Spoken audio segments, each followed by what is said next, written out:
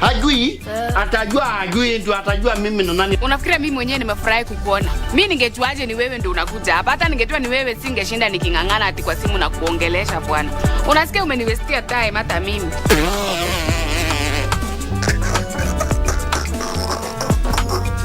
Aya, kinachokuchekesha. Every Monday evening, we take you back where the action happened live. We'll let you know what you missed, even if you were present. And our goal is to continue supporting our own. From the latest celebrity buzz, fashion, music, and all manner of youth talents, the Grapevine cameras rove all week to bring you the latest in the enormous entertainment scene. Watch Grapevine every Monday at 10 p.m. and the rerun on Tuesday at 2 p.m. only on KBC Channel 1, baby. Engage us on Facebook and Twitter, #Grapevine on KBC. Let us know what is happening in your area code, because you know what they say, if you did not see it on Grapevine, then it most probably never happened. Bah! Ain't nobody gotta tell you what you gotta do.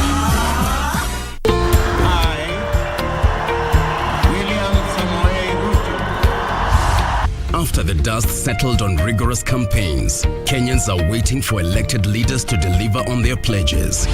Have you used the hustler fund?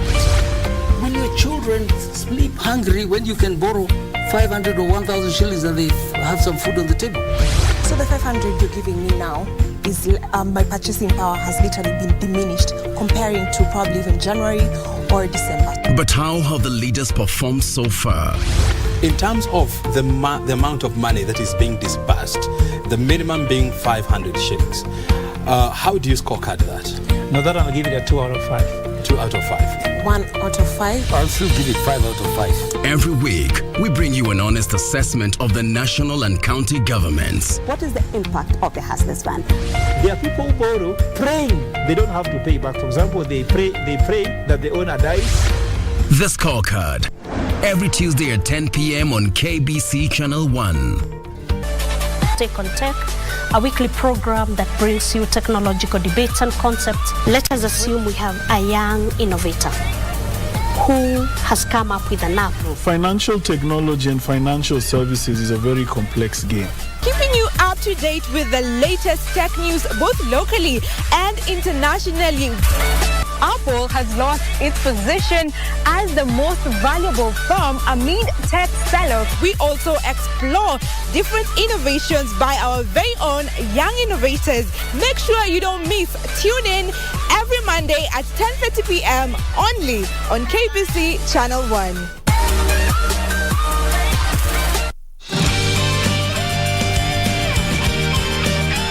Everyone, from today on, all the luxury brands you see in Immortal can now be found and purchased directly from El Shop.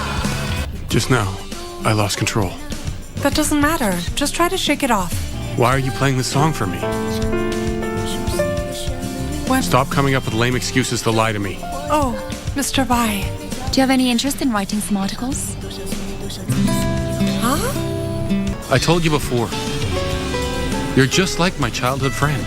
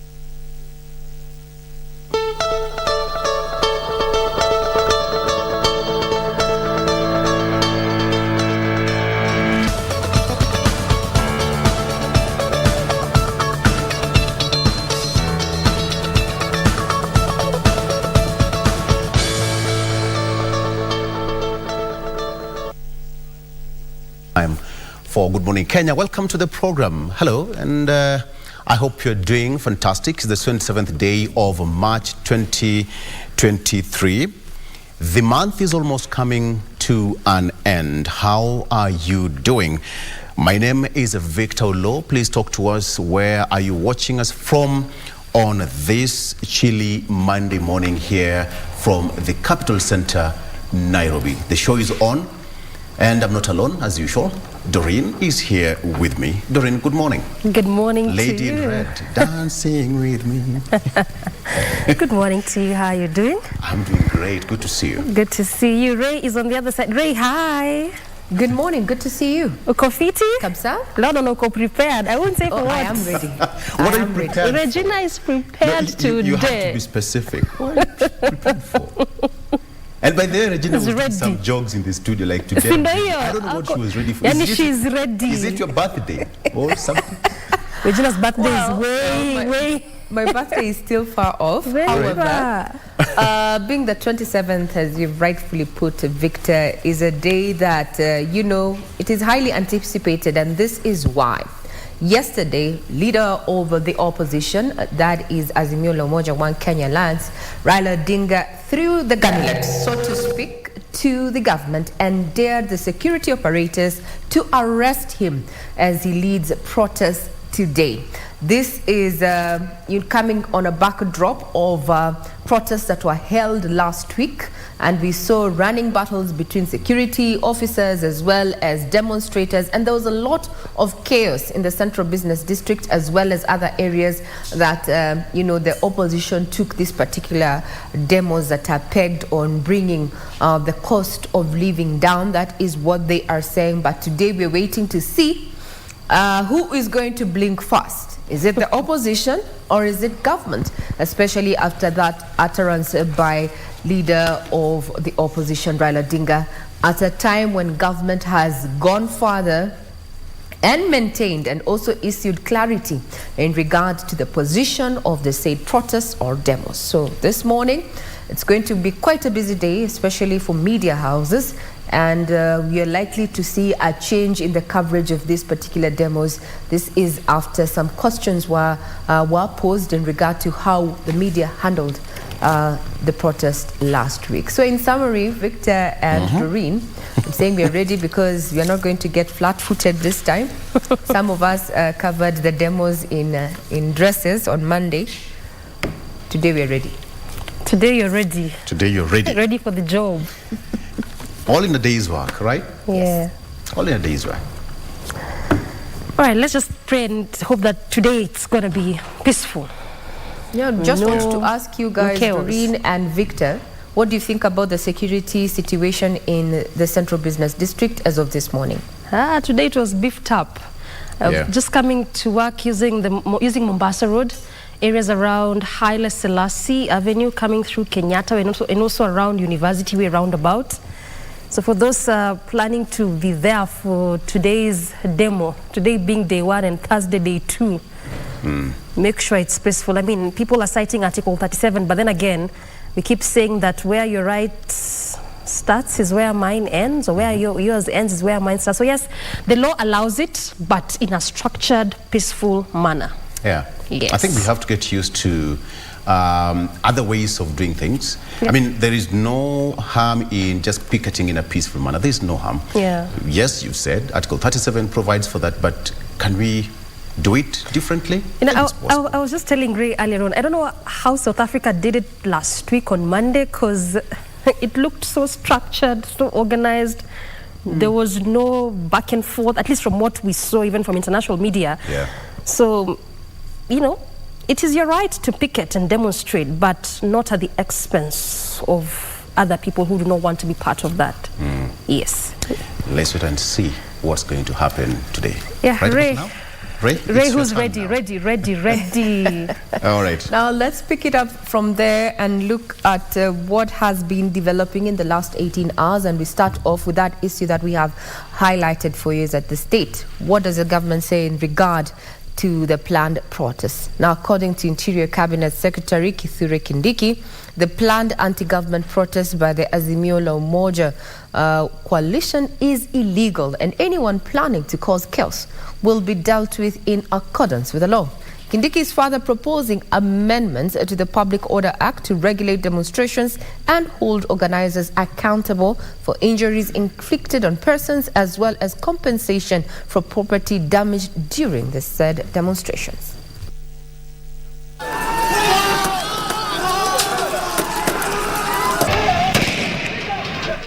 The Ministry of Interior is proposing far-reaching amendments to the law to limit the provisions of Article 37 of the Constitution regarding the rights to peaceful assembly and picketing. In response to last Monday's demonstrations that stretched from the city centre to Juja Road, Kindiki says it is not feasible for law enforcement agencies to allow masses to roam the streets and neighbourhoods of their choice. The CS is also proposing that the law be amended to change notification procedures to include consent to be sought by picketers from persons whose activities are likely to be affected by the demonstrations. Kindiki also wants Zone 4 assembly, demos, picketing and petitions demarcated. Also among the proposal is the limitation of the number of participants in the demonstrations at any particular sessions. Picketers will also be required to foot the cost of cleanup thereafter. The proposals by Kindiki come even as the Inspector General of Police, Japhet Koome, reiterated that Monday's mass action by Azimio remains illegal. Niko na Land Cruiser za kutosha kutupa wewe nyuma ya Land Cruiser. Koome urged Kenyans to go on freely with their lawful activities, saying police remain steadfast in their duty to serve and protect without intimidations. Azimio One Kenya leader Raila Odinga has dared the police to arrest him when he leads the second round of mass protests today. Addressing faithful at Jesus Teaching Ministry in Nairobi, Raila called on Kenyans who are feeling the pinch of the high cost of living to turn up for the demonstrations today and Thursday.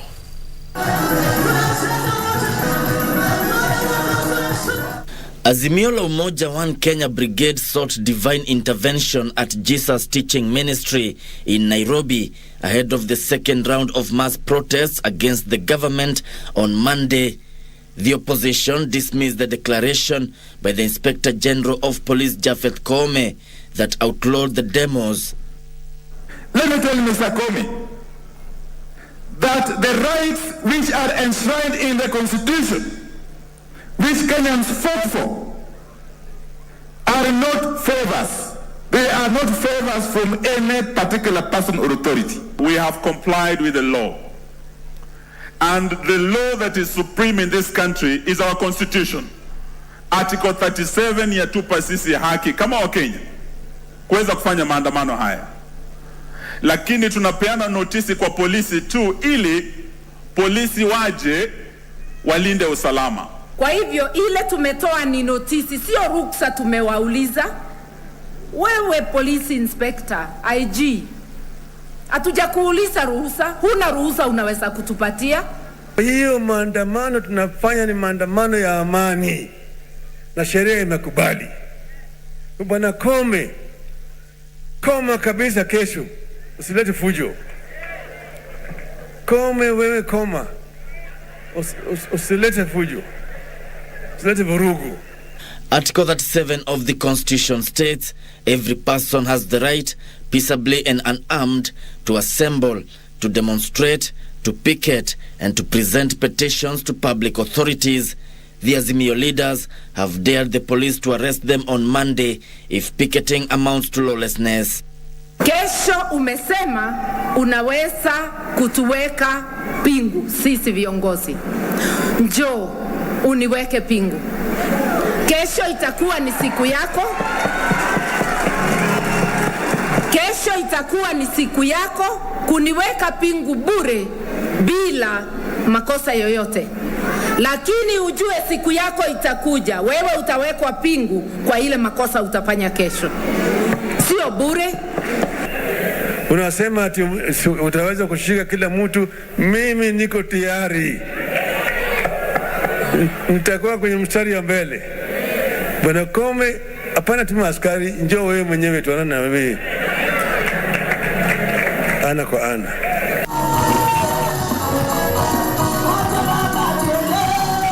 the Raila-led coalition party wants the government to lower the cost of living, open the IEBC servers, and stop the ongoing recruitment of IEBC commissioners.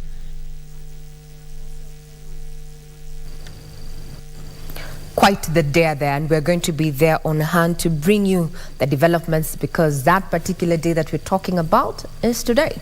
As we speak now, traders in parts of the country, yesterday they said they are looking at depressed business and losses amounting to millions of shillings if the opposition makes true its plans demonstrated for today and Thursday. Now, speaking to KBC, traders said their businesses will remain closed to avoid being caught up in the ensuing mayhem, such as the one witnessed last week. Here is Alan. The city, Nairobi, the date 26th March 2023. Tomorrow being a Monday, we want to find out what businesses have for us in the next 24 hours. Will they open? Will they close? What are the customer sentiment out there? We'll find out as we go out and do a spot check here in Nairobi City. A city bustling with activity. A state which may change in the next few hours due to political uncertainties. According to the Nairobi County government, the county suffered a loss of about 40 million shillings in infrastructural damages because of protests that took place on Monday the 20th, with the national government announcing that the country lost about 2 billion shillings cumulatively. Traders are wary that history might repeat itself this Monday. Sasa mimi nitoke nje, si nikae tu, nilale tu, siku iende tu. Hivyo sisi jua kali tunakula ile umeenda umetafuta ndio unakula. Nasema kesho ni 50-50 kwa sababu kama ni kufungua kesho, actually ni afadhali mtu relax kwa nyumba. Hii maandamano imeleta shida kubwa sana Kama sisi kama Nairobi County tunapoteza pesa mingi sana kwa sababu wafanyikazi wasipokuja hapa kazi, hata sisi tutapata pesa ya mshahara yetu. From small businesses to large ones, there's a sense of great apprehension, with customers calling on fellow Kenyans to help tone down the tension. Juzi Mheshimiwa Rais alikuwa Kisii, akakuwa Kisumu, akasema sisi watu wa mboga tu kuuza mboga, tu kufanya biashara, na kweli tu kufanya. Lakini yeye ndio akona uwezo ya kusimamisha hiyo maandamano. Yeye ndio akona uwezo ya kuongea na Raila wafanye nini, waelewane. For those of you who have jitters of tomorrow that businesses might be closed, there might be some hope, because some of them are telling us that they have nothing to fear. Business, as it turns out, is too tasty to let go. The demonstrations, we are not bothered with that. We are continuing with our normal businesses and activities. Tuko tu tayari kufanya kazi. Kazi lazima tufanye kwa sababu sisi vijana tunataka kufanya kazi. Lakini sasa hii mambo pia They are not alone. Not one nor two. Others are of the opinion that staying away sends the wrong message. Na mteja wote asiogope, hata mimi siogopi. Itafungua kama kawaida. Hata wiki hiyo ingine iliisha Monday, nilifungua kama kawaida. Representatives from some of the major retailers in the country who sought anonymity told us that they will open but monitor the situation as it unfolds.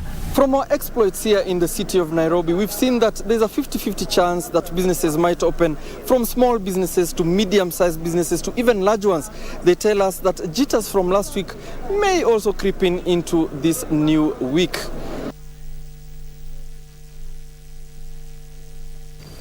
We will be doing a spot check in regard to that particular matter. Will businesses open? But a little bit skeptic, ready to close at any sight of chaos. This comes also at a time, especially if you are on Twitter, and we encourage your feedback. Langata is trending on Twitter as well as demonstrations. And the reason why Langata is actually trending, it's because of what Felix Odwor, what you'd like, Jalango there, has had to say. The leader, Member of Parliament, says there won't be any demonstrations in Langata on Monday. Anytime there are demonstrations in Nairobi, it is our mothers, our children, and businesses that suffer. The elections are done. Let's move on. What is your take in regard to the planned protests that are set to be taking place today and Thursday? Our Twitter handle is at KBC Channel 1. My Twitter handle is at Ray Manyara. Now, the religious leaders have also chipped in and are appealing to President William Ruto and opposition leader Raila Odinga to dialogue with a view of cooling down political temperatures in the country. Catholic bishops say the country is already facing economic challenges and the protests held by the opposition may worsen the situation. But as Kamche Mensa reports, a section of leaders allied to the ruling coalition has dismissed calls for dialogue, arguing that the president was legitimately elected into office. Catholic bishops on Sunday reiterated their call to the two leaders to hold talks to end the ongoing political stalemate. We believe that the sitting and dialogue can resolve this dangerous standoff. The two need to establish a common ground to address the ills facing the country and restore the sanity we need in our country. The bishops want the opposition to call off their planned demos because they are costly to Kenya's economy. The fact that it is legal to demonstrate should not make it a vehicle to paralyze the country, nor degenerate to a forceful takeover of legitimate government. But a section of leaders drawn from Kenya Kwanza want the religious leaders to stop their calls for dialogue between President William Ruto and opposition leader Raila Odinga. I want to challenge our spiritual leaders, our bishops. Let us be truthful to Kenyans. Let us advise Raila to be honest, to be truthful, and humble himself before God and before Kenyans, and respected the elected president of the Republic of Kenya. The leaders argue that the opposition protest cannot lower the cost of living. If you have a problem, go back to Supreme Court and address your issues in a legal manner, in a manner that it is respectable for this country, not going to street. Both parties, however, called on Kenyans to maintain peace and order.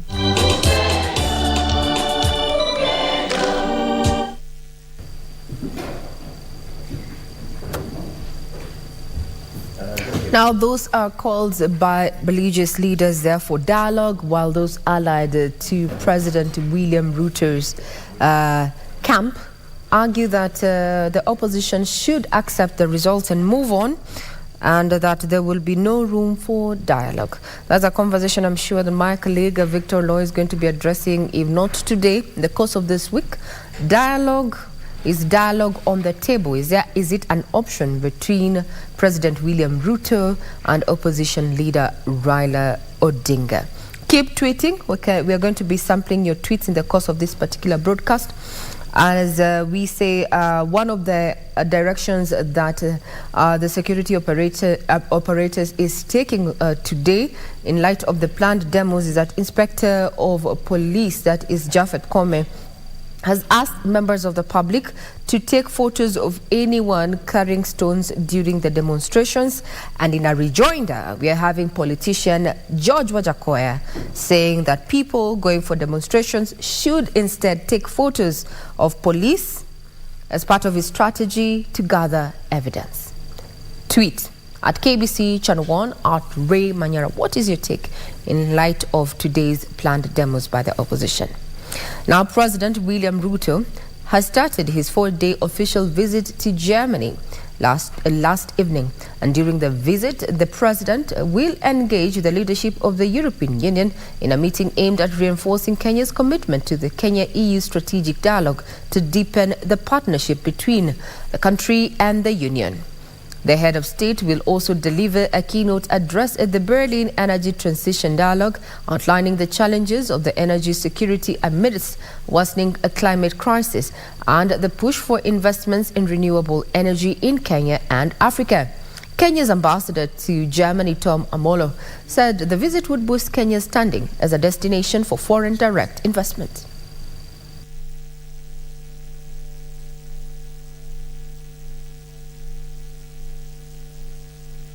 Well, on that note, we'll be taking a quick breather as we also go through the tweets that you are sending to us this morning. Our hashtag is Good Morning Kenya and our Twitter handle is at KBC Channel 1.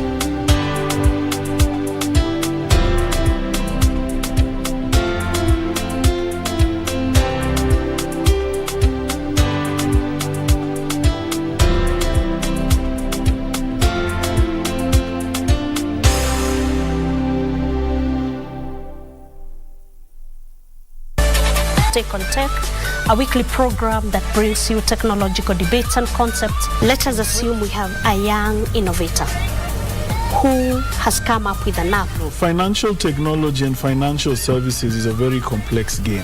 Keeping you up to date with the latest tech news both locally and internationally. Apple has lost its position as the most valuable firm amid tech sellers. We also explore different innovations by our very own young innovators. Make sure you don't miss. Tune in every Monday at 10:30 p.m. only on KBC Channel 1.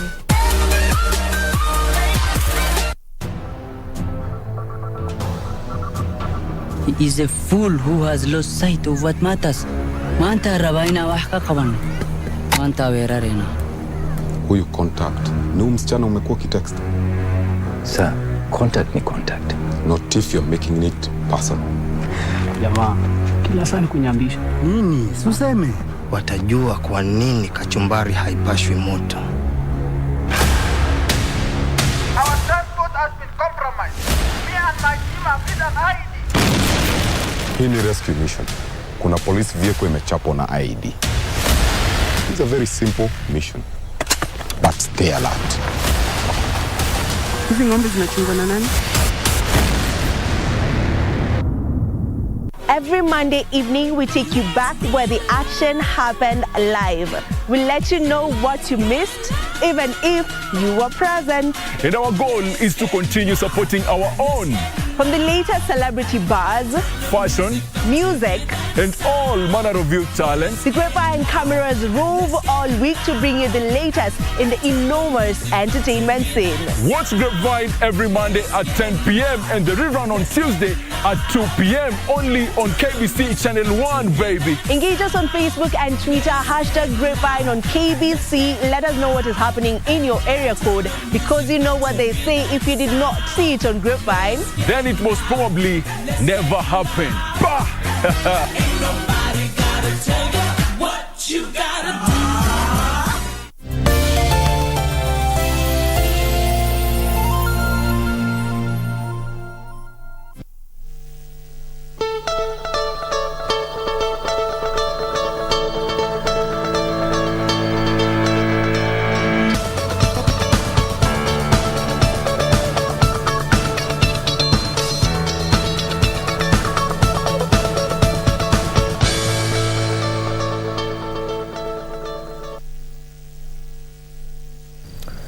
Good morning. You are watching In the Headlines right here on KBC Channel 1. I am Regina Manyara. Now on to matters crime, where police in Kikuyu constituency, Kiambu County, are holding in custody a woman said to have killed her 3 daughters, aged 4 years, 3 years and 6 months on Saturday evening.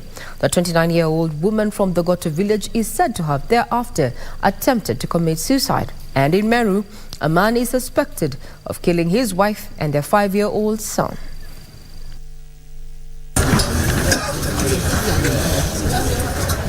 Residents of Thogoto village in Kikuyu were shocked and saddened by the heinous act of this 29-year-old woman who is said to have killed her 3 children on Saturday evening. The father to the girls, aged 4 years, 3 years and 6 months, who is said to have been working on a night shift on the fateful day, was unable to hold back tears. Neighbors say a big thud from the house is what attracted their attention. Ile kitu ya kwanza tuligundua watoto wake wanakuwa very friendly to us. So ukifungua mlango tu kwanza wakisikia ni kama ni shosho wanakibiaga wanakukumbatia. Sasa hatukupata mtoto hata mmoja. The subsequent abnormal silence from the ever jovial girls as described by the neighbors, even raising more questions. Sasa mimi nikakibia kutafuta watoto. Kufika tu kwa bedroom, kumbe watoto wameraswa, already watoto walikuwa baridi. The cause of the wicked act is yet to be established, as neighbors described the woman an introvert. Kikuyu Sub-County Police Commander Ronald Kiroi confirmed the killings, saying investigation has been launched. The mother wanted to take her life, but luckily the neighbors came to rescue her, and we have her in our custody. She's going to tell us more about what transpired. But from the preliminary investigation, we believe that this is likely to have been a family conflict. Bodies of the 3 girls have been taken to Thogoto PCA mortuary awaiting post-mortem. Meanwhile, a 39-year-old woman and her 5-year-old son were found killed in Mitungu area in Menti South in Meru County. The woman's husband is suspected to be behind both murders. Meru Deputy County Commissioner Richard Kongeren confirmed the murders. Vile bwanake alikuwa mhubiri, pastor, na hao watu wameishi miaka 2. Isipokuwa mwanzo wa mwaka huu walikuwa na issues ya kifamilia, na maoni ya papa yake ilikuwa kwamba watengane, kila mtu aishi kivyake. Lakini kufikia mwezi mmoja uliopita walirudiana pia.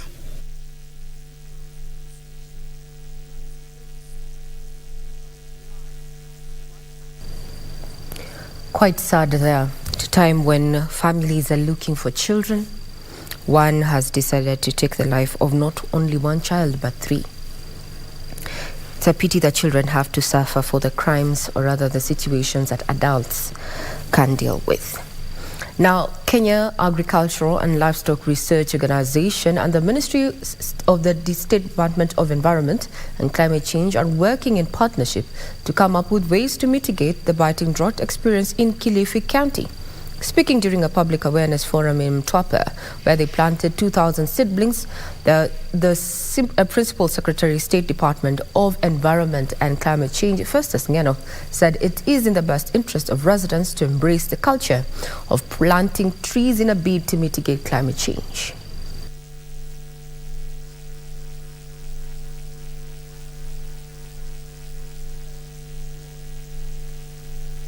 Smarting from the long dry spell, the government is moving swiftly to put in place measures that will protect Kenyans against future vagaries of weather. For a country that is known for either extreme investment in drought-resistant crops has been tipped as a gateway of food security in parts such as Kilifi County. The Kenya Agricultural and Livestock Research Organization says it is keen on ensuring farmers are well equipped for any eventuality long after the current rainy season. We actually classified over 1,000 technologies of CalRO for climate smartness, and this classification is looking at mitigation, adaptation, and productivity.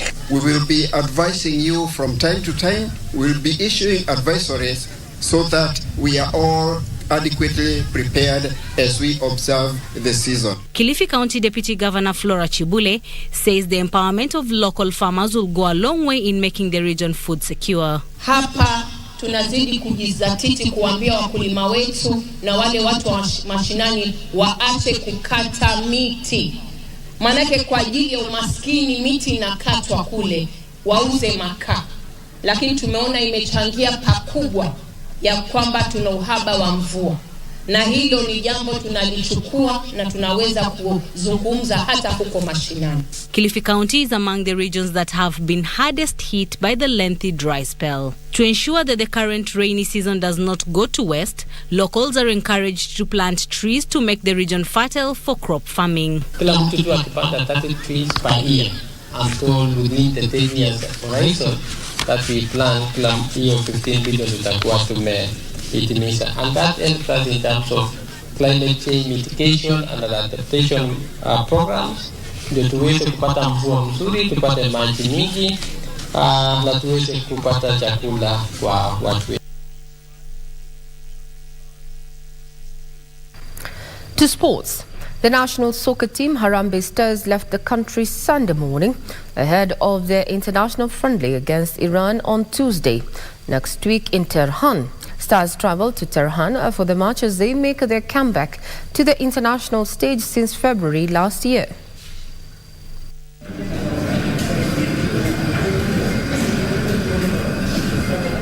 Stars will be using the match to prepare for the 2026 World Cup qualifiers set to kick off in 2025 and the forthcoming international friendlies.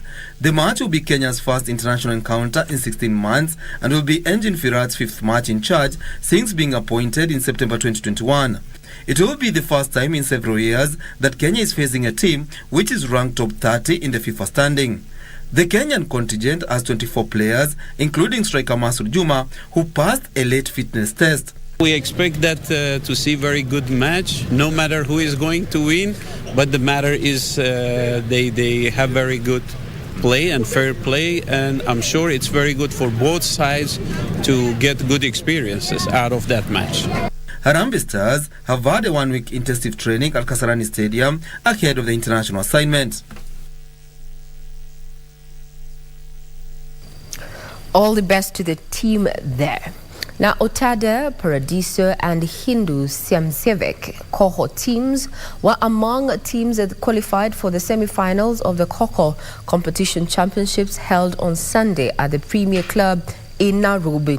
Meanwhile, over 15 teams took part in the Red Bull Football Challenge held at the Sikh Union to select 3 teams that will qualify for a grand finale tournament slated for the 13th of May this year in Germany. Otada Koko team dominated their opponents to back crucial point after registering 10-0 back-to-back wins over Kiten Highway Koko teams. We've been training, we've done training in the morning also, and I know we are going to win. We're going to win. Because of that training, commitment na hard work. Hiyo ndio umetuleta hapa. Because practice makes perfect. Kenya Koko Federation President Kanti Asani noted that they have put in place proper strategies to introduce the game in grassroots levels. Currently we want these games to be much growing in primary schools, secondary schools, university and higher to the university levels and national levels. We still need to be doing monthly series. We want to take it to East African level, we want to take it Africa level and national level so that we'll be having tournaments so we don't just be idlers. The tournament brought together over 300 players with the overall winners bagging trophies and medals. Meanwhile, Blue Lock, Madaraka All-Stars and Dreamers FC qualified for round of 16 of the Red Bull Football Challenge, which was held Sunday at Sikh Union. Madaraka All-Stars produced stellar performance in their first match, trouncing Blue Lock 8-0 and Mark Dons 2-0 to settle in the second position. We came prepared because we know guys are looking at us because we are previous winners. So we expect a tough competition from the other teams. They're only girls and most of them are boys, so it's not easy. But we're trying our hardest to not get scored. 3 teams will be selected to take part in the grand finale tournament slated for 13th May this year in Germany.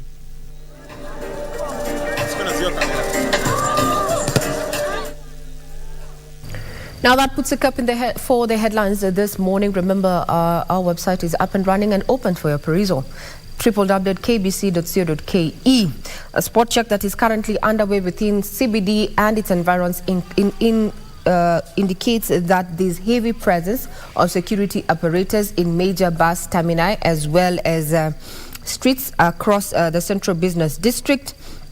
Also in Kamukonji, there's heavy presence of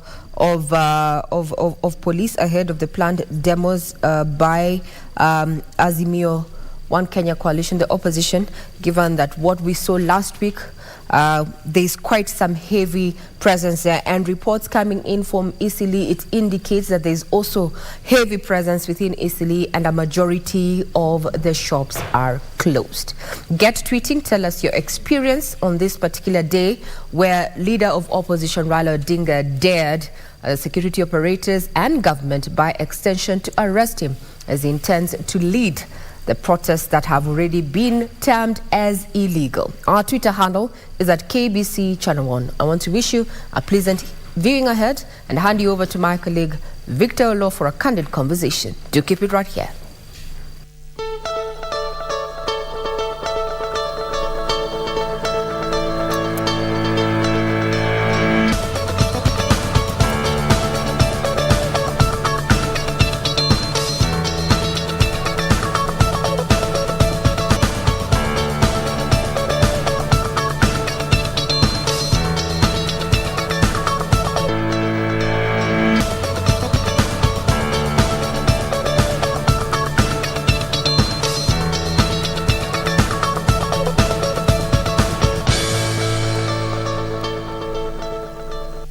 All right, and welcome back. Welcome to Good Morning Kenya. Right about now, let's take a look at what we have on our local dailies. And of course, being the 27th day of March 2023, I have got four newspapers here. Let me start with the front page of the People Daily. On the front page of the People Daily, fresh storm over Raila mass action. Fresh storm over Raila mass action. What we have on the front page, there you have it. Said that police warn they will arrest organizers as Raila and Karua dare them to make good the threat. Kindiki warns opposition that they will be surcharged for damage to property.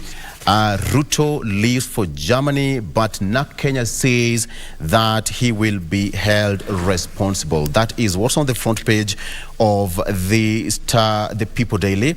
And of course, still on the front page, high power costs will shock consumers. High power costs will shock consumers. Electricity price review to kick in next month, setting stage for increase in cost of living. Okay, moving on. Police arrest woman over death of 3 daughters. This happened as detectives now claim that woman poisoned the 3 children before trying to kill self over domestic squabbles. And now they were aged 4 years, 3 years and 6 months.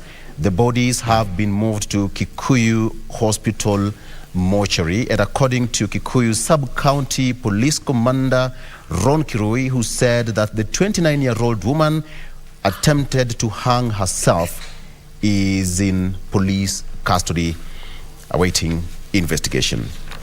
More functions, 2 counties as agency completes shifts. It says that framework to address deployment duties held by national government complete. And now the long-standing tussle between the county bosses and the national government has dragged on for over 10 years.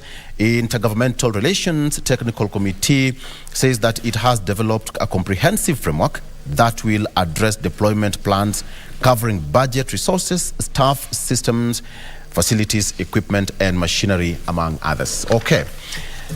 And on to what is expected today. Police insist protest banned by Azimio vows they will go on. Police insist protests banned, but Azimio vows they will go on. IG Japheth Koome issues warning ahead of today's demos, insisting that they are not approved as Raila digs in. The Inspector General of Police yesterday warned that his office would arrest anyone taking part in the anti-government protests, including Azimio leader Raila Odinga. However, Azimio La Umoja coalition leaders dismissed the warnings and urged their supporters to turn out in large numbers for the protests. So they maintain that the freedom of assembly, picketing, demonstration, and presenting petitions to public authority is enshrined in Article 37 of the Constitution, and also they pledged to ensure that their supporters and protests are peaceful. And finally, Raila tells of Koome over arrest threats. Azimio coalition leader urges his supporters to turn up in large numbers for today's protest. Of course, it's going to be happening for 2 days a week. That is Monday and Thursday. Raila dared Koome to keep to his word and arrest him and other Azimio leaders during today's protests. And on that note, allow me to welcome my guests in studio already who are here with me. Briefly, I will bring them on board shortly. Okay, let me go to the front page of the Daily Nation. Arrest me. Raila police lock horns. Arrest me. Raila police lock horns. As a tough-talking Inspector General of Police yesterday warned that his officers would not spare anyone who participates in today's protest, Azimio leader Raila Odinga dared the police to arrest him. Meanwhile, Interior Cabinet Secretary Kithure Kindiki has announced that the government will push a new law to restrict demonstrations. The hardening oppositions only hurts Kenyans more. That is on the page 4 and 5 of the Daily Nation. But again, Constitution gives Kenyans right to hold peaceful demonstration. That is what we have on the front page of the Daily Nation. But still, how schools use uniform cartels to fleece parents. This has been a discussion over and over and over again. And now parents have become cash cows for racketeering syndicate in the education sector that is minting billions from services that are not part of the core mandate of learning institutions, uniform distribution, and motivation fees. I remember even as you were back in high school, you still had those ones. Motivation fee, and uniform distribution. Some of us, I mean, I don't know why they still carry hockey sticks and basins. You find a school of over around 3,000 students, everybody had to carry a bucket, a basin, or a hockey stick each and every time. Do they still happen? Okay. High schooler, new students, companion, you spoke, we listened, and acted. Starting today, the high schoolers section packed with career advice, subject tutorials, revision papers, and fun stuff every Monday we'll be getting here. Okay, quickly on to the inner page of the Daily Nation. Kalonzo calls for probe into tycoon's death in car crash. You can take a look at that story. Arrest me, Raila dares police on protests ban. Arrest me, Raila dares police on protest ban. Interior CS Kithure Kindiki announced that the government will push a new law to impose restrictions on demonstration. And of course, now the Interior CS Kithure Kindiki said that announced that the government will push for a new law to impose restrictions on demonstration, as he declared police will not tolerate a repeat of violent protest. Professor Kindiki again issued a statement after Inspector General of Police Japhet Koome had addressed a press conference during which he warned opposition leaders of arrest and insisted that he had not allowed today's demonstration. So, according to Kindiki, the government shall introduce a parliament subsidiary legislation pursuant to the Public Order Act and the Statutory Instrument Act. You can take a look at that story and get the recommendations that Professor Kindiki is floating to Parliament. Kenya Kwanza leaders urge the police to act tough on protesters, and now they further ask Inspector General of Police Japhet Koome to crack down hard on anti-government protests, and saying that speaking during the Trade and Industry Cabinet Secretary Moses Kuria's Thanksgiving services at the African Independent Pentecostal Church of Africa in Thika, they vowed that they would not allow any demonstrations to continue in the country. All right, now to that story. Schools mint millions through uniforms and motivation fees. Education Cabinet secretaries have banned the practices over the years, but the directives continue to be defied. All right. That is what we have on the front page of the Daily Nation. Let me take you quickly on to the Star newspaper. 8 billion shillings bursary scandal rocks Jogo House. Cash was meant for bright but poor kids from 30 counties. And now Education Ministry accused of misusing World Bank billions. 8 billion shillings bursary scandal rocks Jogo House. Okay. MPs to Ruto team. Anchor First Lady Office in Law. Lawmakers have asked President William Ruto's office to begin the process of anchoring the office of the First Lady in the law. And now presently the office has no legal basis but is funded by taxpayers through a budget vote created by the National Treasury. And a House committee has, however, decried the lack of a substantive law to give legal credence to the office programs. Director, are we good to go now? All right.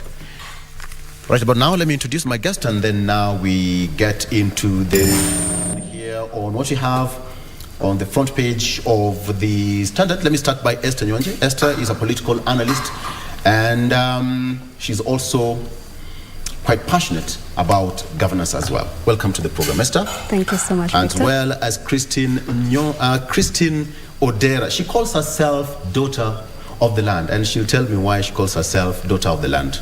Christine, karibu. Asante. And finally, she's not new to our screens. Nyange, karibu. Asante sana. You need to take up my job because you're a media practitioner. Yes. Karibu sana. I've worked here before, you know? Oh, yes. Yes. So you want to shift seats? Oh, well, I'm happy to be here. Okay. Nonetheless, today is Ladies' Day. Welcome to the program, ladies, and I hope you're going to have a good discussion. Let's start with what's on the front page of the Daily Nation. Arrest me, Raila police lock-ons. Let me start with you, Esther. I don't know what you make of this headline. Tension, tough talking, IG, Raila dares, the IG. What's your take on the front page of the Daily Nation? Go ahead. The IG's comments on threatening Raila and looking forward to interrupt the demonstrations is not a good show. Is not a good show in respect to our constitution. Yes.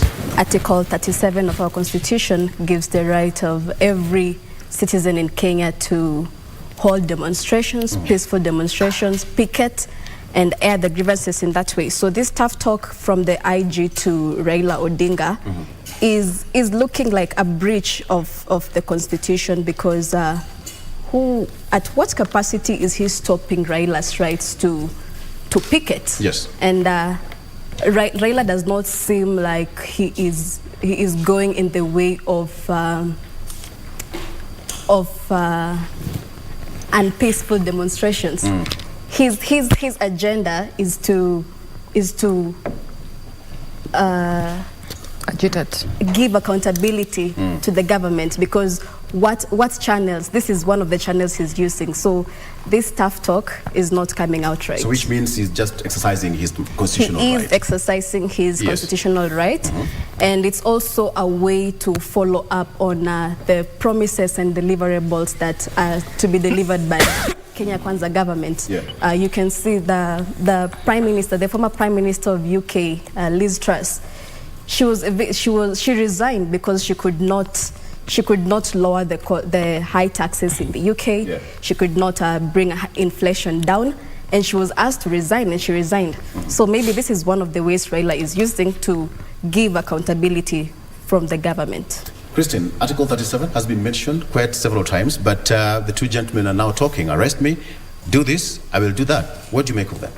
I think we've been used to that. He knows what he's doing, and he has been accustomed to such threats. And so maybe we need to also start looking at the issues. Are we warning him against inciting people to go and picket and destroy property? Or what exactly are we warning him to? I think that should come clear, so that it's not a threat or an attack to a person, but issues that people are facing on the ground. I think we've seen a lot of women also join some of this demonstration. And I think for the first time, we saw some very disturbing images of a woman in Kisumu, I think, on the streets and really trying to let her voice be heard. And so I think this is a nation coming out to exercise its rightful duty. It's a people's rights approach. And Kenya, we've come a long way in the constitution to be here. And so citizens have been vocal, they are civically educated. So let's exercise our rights, but also be responsible to the fact that the issues that we are speaking of are actually issues that affect us on a day-to-day basis. But let's also not use this issue to cause more problems. Yes. Absolutely. And Patience, just to also mention that Patience is Executive Director of Association of Media Women in Kenya, AMWIC.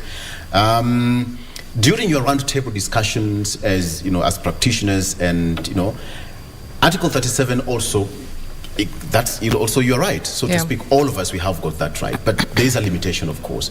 And when you hear, we've had this before, we've had protests in Kenya before, but the threats from the police to the opposition has been, do this and I will do that. What do you make of this? A repeat of what happened in the past? Well, thank you so much for the opportunity to be here this morning. And as I said, the two ladies here have already alluded to the fact that it's really enshrined within our constitution, Article 37. Every person has the right peacefully and unarmed to assemble, to demonstrate, to picket, and to present petitions to public authorities. So my understanding right now is the fact that the opposition, as it is, as MIO, is agitating on behalf of Kenyans.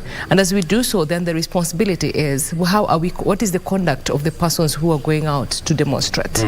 You know, every right comes with responsibilities. So there are limits to how much we can do. There are limits to how, it's okay for you to protest, but protest unarmed, protest without destroying property for other people.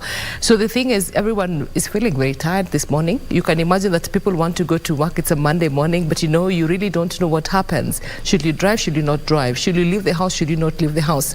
Those are questions that everyone is asking themselves. So for me, I think it's a good way to agitate. It's a good way to demonstrate. It's a good way to speak and to speak on behalf of Kenyans, if really the intention is to speak on behalf of Kenyans. But then let our conduct determine how we do this, whether we, and I think the police also has a duty. So I mean, really, everyone is doing their part. But then the part is, should we now flex our muscles and see who flexes more or who shouts more? So I think, well, we are watching as Kenyans, and we're hoping that at this particular time, we're all conscious of what is happening. We are conscious of the young people that we are thinking about, our women who suffer the most during such kind of demonstrations. And while properties get lost and people lose businesses, you know, so lives are really, I mean, people are really scared about their lives for the next how many days? Is it Monday and Thursday? How long will it last? So everyone is really concerned. All right. Ladies, let's take a break. And we come back, we get into the real gist of the discussion. Today we want to talk about promises, politics, and deliverables. Promises, politics, and deliverables. Coming back shortly after this break. Stay with us.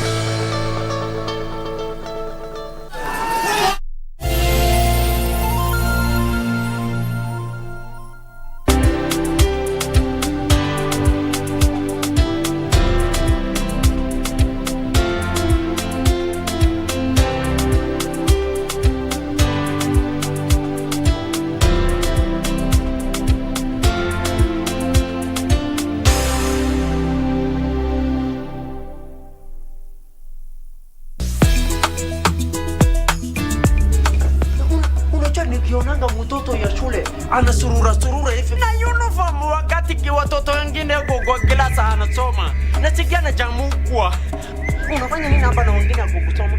Tafuta baba yangu. Baba yako gani kwa hapa anakufanana? Nipatana pale na mtu mwingine kwa hoteli.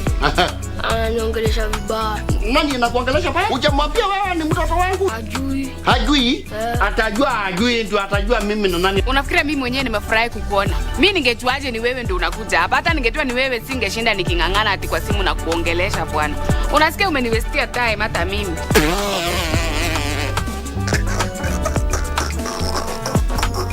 Aya, kinachokuchekesha.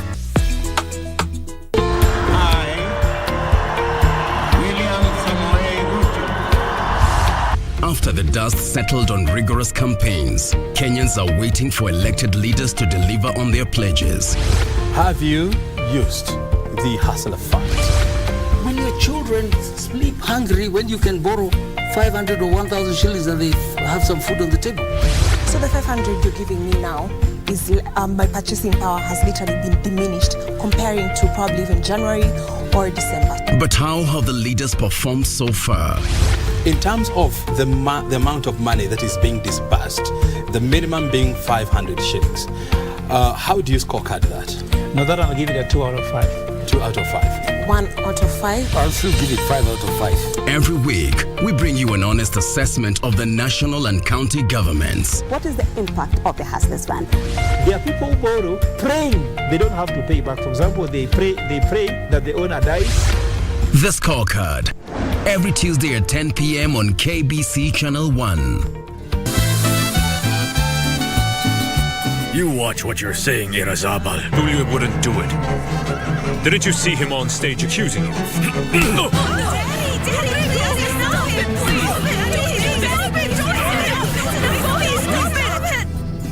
Forget about that love because because it cannot happen.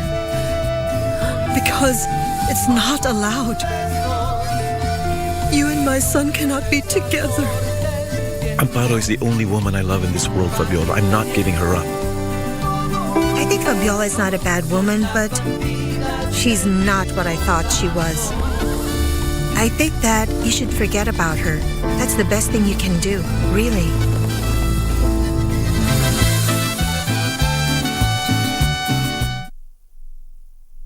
Hey, listen up. Hello, everyone, and welcome to Engine. How do we hear? How do we see? What makes up the air we breathe? Let's go! It's technology. Let's go! Science, you and me. Let's go! We're learning every day. Let's ask, let's learn, and let's love. And don't forget to make it fun.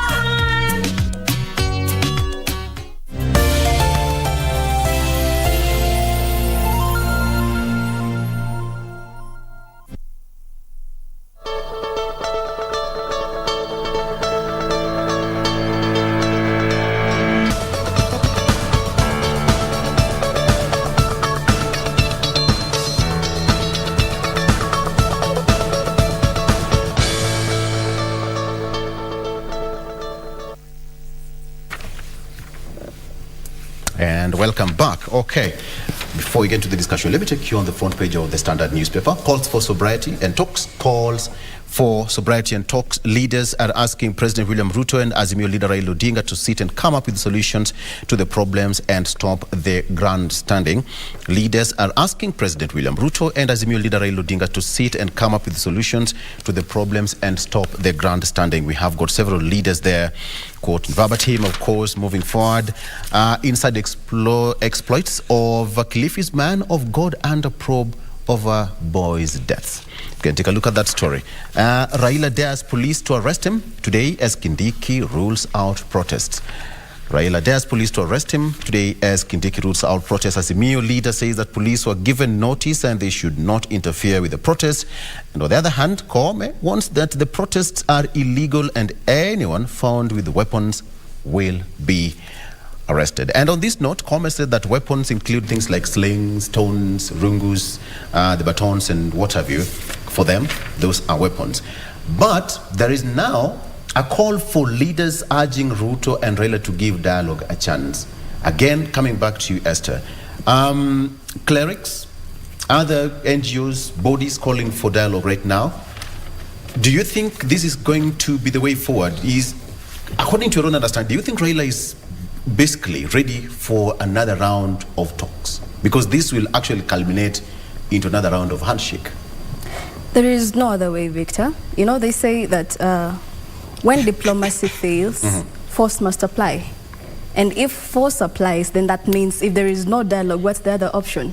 It is war. And now we don't want to put our country in that state that we are going to war because of two people. But both sides are so agitated. One side is saying we don't want a handshake, we don't want dialogue, we don't want anything to do with this. And the other side also repeats the same. So you look at these two situations and you say, then what can be done? Because now, are we going to fight? And wars have been made, wars have been created because of such situations. We cannot underrate this situation. And when it happens when Raila joined government as Prime Minister, if he had not joined government as Prime Minister, you can imagine what could have happened, Victor. Because as much as people say that Uhuru was a weakling and Uhuru came up and said to join government with Raila because of his own interest, imagine the situation that would have happened if Uhuru had not joined hands with Raila. So my point is that at this point, the president, Ruto, is a symbol of national unity. Yes. And now what is he going to do? What steps are you going to take to curb this situation? Because this is one of his responsibilities. And the easiest way that we look at it is through dialogue. Now, are we going to call an outside body an arbitrator, or what do they want? So for me, the only way here is dialogue. And dialogue does not mean that you get half of the government. Let them sit down and decide what do you want and what do I want? How can we work together for the good of the country? Christine, dialogue. And maybe we'll be back here once again and say, we talked about it on the 27th day of March. Are we likely to see another round of handshake? Well, in my years of being in a conflict situation, and especially just understanding how conflicts are then solved, you cannot force conflicting parties to go and discuss. The conflicting parties have to come to the table and want. Willingly. Yes, willingly to decide. Because all these leaders who are pushing them to go and dialogue, they can also act as negotiators and negotiate on behalf of the parties that are conflicting. Because the two conflicting parties also need to decide on a mediator. So dialogue needs to also be really thought through. It's not a one-thing process that you just come to the table and you discuss and voila, we have a way forward. No, dialogue can take years and ages. I think we underestimate the process of dialogue sometimes. And just saying let's dialogue, it's not an answer or a means to the end. We need these two parties and also the leaders to say, look, these are the issues we are facing. Are we able to negotiate on behalf of these two parties and have them to amicably decide this is the way forward that we are taking? You cannot force conflicting parties to go into a dialogue because there's a whole spectrum of issues that needs to be taken care of before that dialogue actually happens. Because we all remember the Kofi Annan-led team, how long it took. Yeah. Absolutely. I mean, people visited several hotels, conferences. Serena was actually the epicenter of all that. Yeah. It was a long process. It is. And so are we ready for that as a country? And now that we're looking at first-hand, right-on solutions, dialogue just takes forever. So do we have the time? That's a question we honestly want to also start discussing. Do we have the time, now that we are saying that the protests are Mondays and Thursdays, do we have a time to start the negotiation process? Do we have time to even put up parameters for the two conflicting parties to come to the table and say, look, these are the issues and these are the possible solutions that we both want? Because it's a matter of interests. Okay. And both parties are actually true to say they all are working to the interest of the Kenyans. Yes. Patience, perhaps somebody would say that people who are urging the two warring parties to have a dialogue, would be like horn blowers. In the ancient days, when you hear somebody blowing a horn, there's a message, something has happened or somewhere. It's a message that is coming, in a subtle way, but they have been sent that, hey, you know what, you have to dialogue. But on the other hand, Raila Odinga says that, you know what, I'm not ready for a dialogue. Dialogue would result into a handshake. The president's team says that we're not going to allow another round of another handshake this time around because they saw what happened in the last regime. So where is Wanjiku left? Yeah, it's a very interesting situation, really. And again, I will also go from where you're asking yourself, whose interests are we championing for? Exactly. Whose interests are we fronting? Yeah. Because for me, in my understanding, both camps, and it's a very dangerous place we are in because, as you remember the numbers when we concluded the elections, every person had a whopping 6 million behind them. So if today, Raila assembles the whole 6 million people, who some of them have never moved, are still waiting and to see, well, there'll come a chance. And of course, with the conversations that, this election wasn't fair or wasn't credible, there are people who have completely refused to believe that Raila today is not the president. So there is a team that is completely agitated and completely frustrated, and that team still at this point will, whether there is any interest for Wanjiku or not, they will still be there with frustrations from behind. The way you meet somebody and somebody vents and you wonder what's the problem, but because they have really had many other issues before. So for me, I'll be concerned about whose interest are we really championing for. Is it Wanjiku? And what does Wanjiku want? Wanjiku wants to continue on with their lives. People want to move on with their lives. 6-8 months down the line, we want to see a working Kenya. Is it working? Well, we can see as it is now. Every 2 days in a week, where we're saying let's go for demonstrations, it is time lost, it is money lost, it is lives put in a disability. We have got Wanjiku A and Wanjiku B. Yeah. Wanjiku A wants to move on. Elections is over, and now we have to move on with our lives. But Wanjiku B says no. Now that is the other party who supports Raila Odinga and people who are going to continue picketing. So Wanjiku A and B are two different people. How are we going to balance the two people? Again, we go where we're saying that leaders have to dialogue. If you're really you're really protesting on behalf of, or agitating on behalf of Wanjiku A or Wanjiku B, you have to be there to tell them, listen, this is where we are now. And the question is, again, people feel frustrated because there has been a handshake before. And when it happened, then people feel like it's really about the political interest and of the leaders. It's really not about us. So there's somebody who is being taken for a ride. And who is being taken for a ride? Is that Wanjiku probably who has no job today and has nothing to lose at the end of it all? I am here. I love Baba. I want to be there and to see. Has Baba? I remember yesterday I was at a public place and I had somebody say, "Kesho hakuna kwenda kazi. Baba amesema. Baba akisema sisi tunatii." Yeah. But for me, this country is bigger than individuals. Yes. It's bigger than, two leaders. We just want to see, can we move on? And the people who suffer most, as we are saying, is Wanjiku. A number of us have really organized ourselves, and because of COVID now we know that we can work from our homes. People, the working class, some of them really don't care much because they're like, my life has to go on. I have bills to pay at the end of the month. This instability messes me up and I have to keep working. So people wake up in the morning and continue, like we came here. It's really a normal working day for other people. But you see, at the end of the time, it affects everyone else. When the country experiences disability, everyone else really gets affected. Esther, is Wanjiku A and B aware of their rights? You might be aware of Article 37 from the first article to the last in the Constitution, but do you think Wanjiku A and B... Are they being taken for rights? Exactly. I mean, today's Monday, another round of protests coming on Thursday. For how many days, we don't know. Well, in any context of politics, there has to be the aspect of self-interest. There is no politics anywhere in this world played without self-interest. Now, when it comes to Wanjiku A and B, and you say Wanjiku A and B is who and who? You say Wanjiku A and B is? The other person who is saying that we need to continue with our lives. Mwingine anasema hapana, hii bado lazima tuendelee na maandamano. So this Wanjiku A and B we're talking about, right now the country is polarized. So Wanjiku A and B is literally a Kenya Kwanza fanatic, and there is an Azimio fanatic on the other side. And then there is this side of people who are neutral. They say, I don't care, I want to get out of this country, I want to go to the US, I want to go to Australia, I'm tired of this politics. But now Wanjiku A and B are people who are either looking out for their own interests, that's why they're supporting the government, or they are supporting Raila Odinga because I have been a fanatic for Raila for all these years. Yes. And I keep on saying that Raila Odinga is lethal.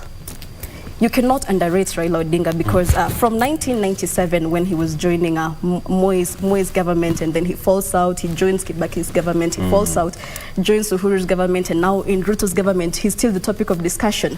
So that means Ruto got 50.5% of the country's votes. The other percentage, with the IBC results, the other percentage was supporting the current government. Yeah. So you look at the Wanjiku A and B, and you say, at the end of the day, it's about self-interest. Maybe someone is supporting Raila's Mandamanos because maybe they're gaining something from it. And maybe someone is supporting Kenya Kwanza because they're gaining something from it. So when it comes to the ordinary citizens, there's some people who are really fanatics. You've seen like even religious fanatics who follow their leaders to the latter, and whatever he says, they will do. That is the so even to me, I would say that Wanjiku's interest, yes, is kept at heart by these leaders, but are we sure they're keeping the interest of Wanjiku at heart?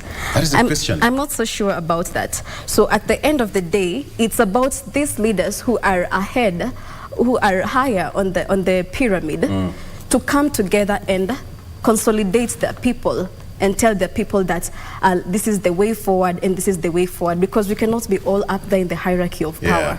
So the leader comes in to say that, oh, my fans, let us do this. My people, let us do this. Yeah. So that's why I keep on saying that there has to be a way that these two leaders are kept in a room and told, negotiate, because you have people who are following. You have a following, you have a listening.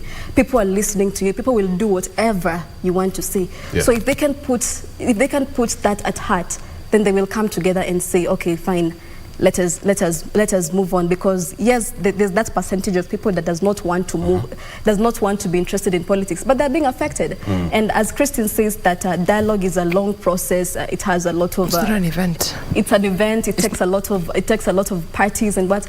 Let us go into it. Okay, Victor. Let me just act as a devil's advocate. Yeah. We have got Kenya Kwanza and the other side of Azimio. There are some people in Azimio who does not support the Maandamano. There are some people in Kenya Kwanza who are supporting Maandamano. We are human beings. I mean, some of the politicians who are in Azimio the other day are now in Kenya Kwanza. I mean, it's open. So it's both sides. That's why I'm saying Wanjiku A and Wanjiku B. Yes, Patience. I wanted to say, I mean, even the people like Wanjiku A, Wanjiku B, and Wanjiku C, the neutral parties. The decided party. Yes. Okay. Then there's always that kind of a criteria all the time. They're undecided. I wonder why are they agitating? You know, I watch news and I'm like, I remember like 2 to 3 days, I was having a conversation with my sister and I asked, so I've watched news, I've watched KBC, I've watched NTV, I've watched, and people are being interviewed, those who had gone out for Maandamanos. And I listened and I said, even in the messaging, why are we really tunaandamana kwa sababu ya nini? You know, you listen to people being interviewed. Somebody says, I am here because Baba amesema. Others are clear, we are here because we are protesting against the high cost of living. Yeah. Others are here, we want tutaka asava zifunguliwe. So I'm like, okay, so what is the issue really, Kenyans? Why are we here today? So I think for me, we need to really align ourselves first. And that alignment has to be done from the political leaders themselves. Tell us exactly, why do you think it's important for us to be on the ground? Let me ask you. Then it means that even Kenyans should also be educated on, before you take to the street for Maandamano, you need to be taught. But Kenyans are educated. Are we assuming that they don't know what they're doing? Look, there are 3 stages to, now that we're talking about promises, deliveries, and politics. And politics. Yes. There are 3 stages to promises. There's a campaign stage where candidates come to us and tell us, yada, yada, yada are my policy directions, this is what I'll do for you. And as citizens, we sit down and discuss all these issues and we say, okay, I'm going to go for candidate A or B. So Wanjiku actually has a chance to understand the policies or the ideas that this candidate is bringing on the table. And they actually get time to discuss during the campaigns. And you see, as Kenyans, we've been subjected to some suspense where the political parties will take their time before they come and tell us their agenda. And when that happens, we have analysts right, left, and center telling us what the mandates are and what the policies discussions are. And then the second stage is the voting stage, where Wanjiku gets to go to the ballot and actually vote the person whose plan looked like addressed to their based issues. On the promises during based campaign. On the promises during campaign. Okay. They have a chance to then decide, I like somebody else's promises compared to the other person. Then lastly, we have the office stage where we are right now. They campaigned, they told us what they are up to, we voted them in, and then now it's the office stage and we are telling them, we want you to make all the promises come true. But then the accountability structure is what we are not even aware of. Yeah. Because are we putting the institutions that are in place to really scrutinize what their promises said and how far they have come? I have heard a lot of people say, give us time as the government to implement what we said we're going to do. Are we giving them time? Or were there structures in place to say that after a certain period, 1, 2, 3, 4, 5, 6 would have been done? So when it comes to promises, again, are we giving timelines so that we're able to say, okay, Victor, you told me you're going to buy me bread by day 10. This is day 20, I have no bread.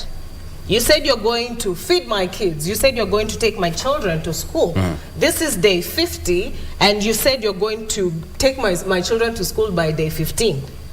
Is that the basis of our picketing, or what exactly are we? And that's why I'm asking a question: is the common? Nyange has put it. We have got Wanjiku A, B, and now we have got C. Right. Do they have the civic education to understand? Before you take it to the streets, then you understand what you're picketing about. Oh yes, Kenyans are very civically aware. We will be doing a disjustice to think that Kenyans are not aware of the Constitution. Okay. And we all look at it from a point Patience is where itching to it say. actually speaks to the issues that we face. Okay. Well, I blame it on the communication. And as we said, I have been in the political field before. Everything that you promise there has a timeline. So is the government communicating enough to tell us? It's like getting a new job. When you get a new job, there's a process for you to be able to say, you will be very ambitious. You know, you have all these good ideas, all this wishful thinking, this is how it's going to happen. And then you get to the organization, you start learning the people working for that organization. Before that, you want to understand, do I have the budget to do whatever it is that I'm promising, or do I not have the budget? And then number 3, you are there wondering, okay, so who are other stakeholders on board? What is the expectations for us? And I'm looking at the same thing with this. We were at a campaign period where we made promises as a government, for example. The opposition also made promises. And those are the promises today. They're saying, well, it's only been, it's really been only 6 months. Is it 6 months? 6 months. Yeah, no, maybe more. Probably 7 months now, 8 months, headed to 8 months, because from August to December is 5 months, and then now we're in March, so 8 months, put it there. In my understanding is the government needed to get in, settle, first understand where we are, and then of course there was the government formation, and that has taken some time. So let's say, who is working? The president can't work in a silo. He has a whole team of people that he needs to work with. Excuse me, you have the PSCs, the cabinet secretary, everyone else has to align and has to align with what is there in their docket. That takes some time. So I think for me, it's really the government's failure to communicate to people. Wanjiku is lacking direction, and the direction, where is it lacking direction from? From really the leaders. They are not communicating enough to tell us this is where we are, this is the situation. I think talking to people and telling them this is where we are, and this is the reality of the situation. I've come in, well, I had all my ambitions and wish list, but this is going to take some time. I had promised to do this in 3 months. Well, it might not happen in 3 months, but give me another 3 months. I'll be able to be somewhere. There will be some progress. For me, the lack of constant communication to Wanjiku and trickling down. And again, we have different levels of government. We have the county government, we have the national government. Tukenda chini tuko mpaka na, the chief, the area local chief and everyone. That information needs to trickle down in a very organized manner. When it does that, everyone feels, okay, so we are here, but you've now been promised a new deadline. Initially, it was going to happen in December. It's not happening in December. Now, we said it was going to happen in March. It hasn't happened in March. However, the government promises it will happen in June. I think for me, we need to be, we need to ask ourselves questions. Are we impatient or are we frustrated? Are we, okay. Yeah? Those are 2 big questions. But yes. Because Esther, we have got promises, politics, and now deliverables. What is now practical? What is practical is that, when looking at politics, promises, and deliverables, you can make a comparison between the previous regime and the current regime. Now, when it comes to the promises, the previous regime had. When you're looking at the promises made during the campaign period, yes, that the promises give you a base or an agenda of selling your points. Look at Make America Great Again. It made Trump sell out to his electorate. The president came with the bottom up, and we all went for we are going for the bottom up. So the promises during the campaign, whether you can achieve them or not, they sell you out. And the end point of any politician is to win an election. That is the end point of any politician. No politician goes into politics and says that I want to lose this election. So if it takes lying, if it takes selling your truth, if it takes whatever it takes, you have to win the election. Now, you have to realize that every sitting president tends to do better than the previous president, because they build up on what the former president had left. Now, for example, the continuation of the universal healthcare project, affordable housing, and the education, scrapping of the exam education, Ruto will build up on what Uhuru left. And now, when it comes to deliverables, and the practicality, because some of these promises will go until you clock 5 years, get re-elected, 10 years, with none of them, actually 1 or 2 getting delivered. Well, practically, yourself, you have you achieved everything that you said I want to achieve at this time? It is not possible. Yeah. So a manifesto will give a roadmap of what I want to achieve. But now looking at the practicality, they say kwa ground between different. Because Ruto will come into power and say, I will lower the cost of electricity, I am going to lower the cost of unga, I am going to lower the lower the cost of fuel, I am going to employ more doctors. But now when he gets into office, there's a reality that he has to face. There's, as she said, there's the transition. The transition period has taken a whole 8 months. Yeah. Well, they're still taking, it's a government of willing. We are going to do this, we're going to do this. Before the previous promises are achieved, he's promising others, I'm going to lower the price of gas when the others have not been achieved. So it takes a process, and I would say that we should give the government more time because government running is technical. And someone said that if your employer employs you today and gives you 6 months into office, and after those 6 months he does not see your performance, what is he going to do? I think I'd want to... Okay, before we take a break, yes. Yeah, say that it's different. You can honestly not compare a job description where you're told what to do and a political situation where you tell what you're going to do, but then there are procedures of how you're supposed to do that. You can't run a government the way you'd run something that has no structure. We are not there as Kenyans. And looking at this, just also going back to the issue of Wanjiku, I think Wanjiku for the longest time has been taken as a social welfare issue. Okay. So we need to do that because, Wanjiku need a road, because they need to sell their skuma and whatnot. But Wanjiku is asking for transformation. Because these are the issues we've been facing all through. They know the issues. But then are we saying we're moving from point A to point B? That is what Wanjiku is asking. In terms of progress. Yes. And not being seen as a problem, not being seen as woshe, akiwoshe, Akiwoshe, you know? Let's take a break. It's just sad. Akiwoshe, Christine. Let's take a break. Akiwoshe, Christine, let's take a break. Let's take a break. And part of the promises, and now that's going to affect almost everyone, the cost of power, starting next month, 16%, 19%, 17%. What's the promises that we're talking about? Promises, deliverables, and politics.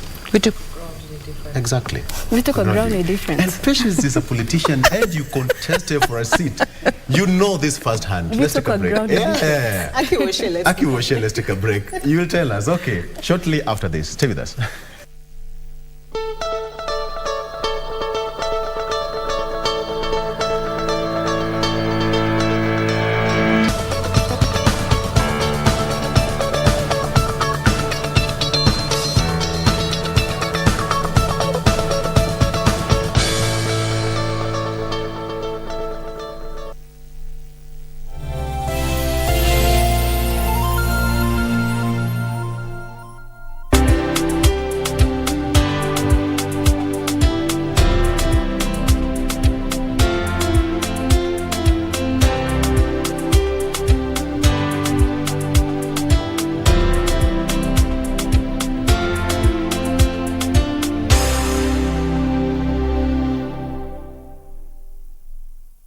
Every Monday evening, we take you back where the action happened live. We let you know what you missed, even if you were present. And our goal is to continue supporting our own. From the latest celebrity buzz, fashion, music, and all manner of youth talents, the Grapevine cameras rove all week to bring you the latest in the enormous entertainment scene. Watch Grapevine every Monday at 10 p.m. and the rerun on Tuesday at 2 p.m. only on KBC Channel 1, baby. Engage us on Facebook and Twitter, #Grapevine on KBC. Let us know what is happening in your area code, because you know what they say, if you did not see it on Grapevine, then it most probably never happened. Bah! Ain't nobody gotta tell you what you gotta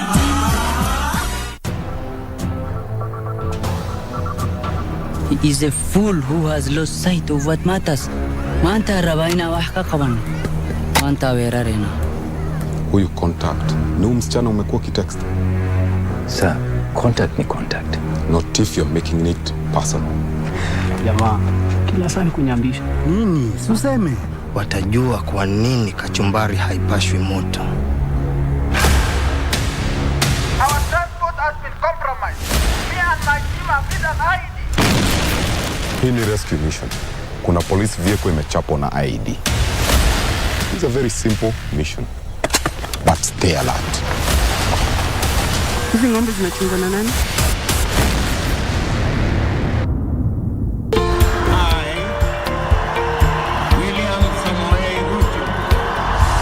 After the dust settled on rigorous campaigns, Kenyans are waiting for elected leaders to deliver on their pledges. Have you used the hustler fund?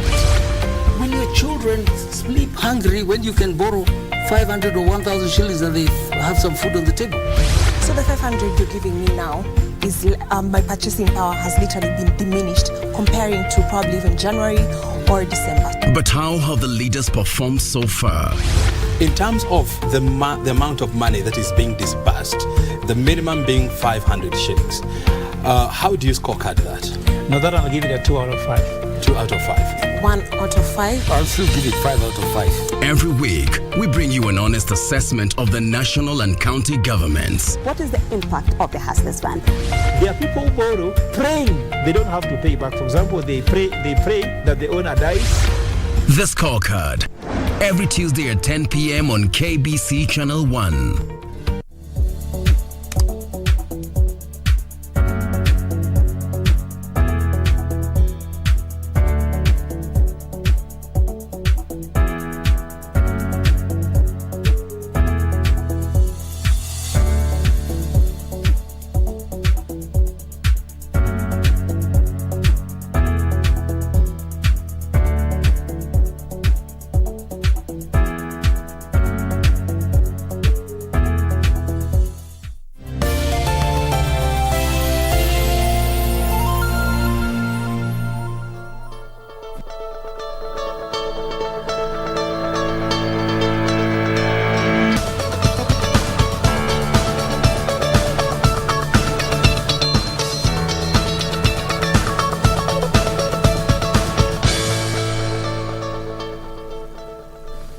Welcome back and thank you for staying with us. Today we are talking about politics, promises and deliverables. What are practically possible to be delivered at the end of a political cycle? So let me come back to you, Washe, Christine.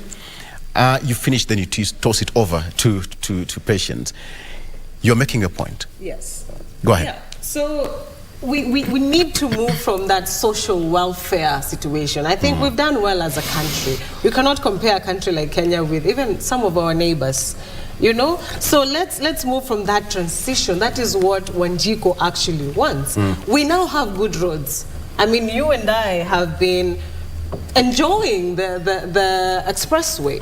You know, that is something that Wanjiko wants, because then it has hastened a lot of the businesses. Now you can't be stuck in traffic because there's a road that you can use, and with a few coins you're able to transact, and life continues. And so this social welfare issue, it's also the thing that is making a lot of problems within our youth. You're still seen as a problem to be solved. You're not seen essentially as a partner in the solution-making processes. And so we need to start transformation agendas and not look at it from a social welfare. Okay, Patience.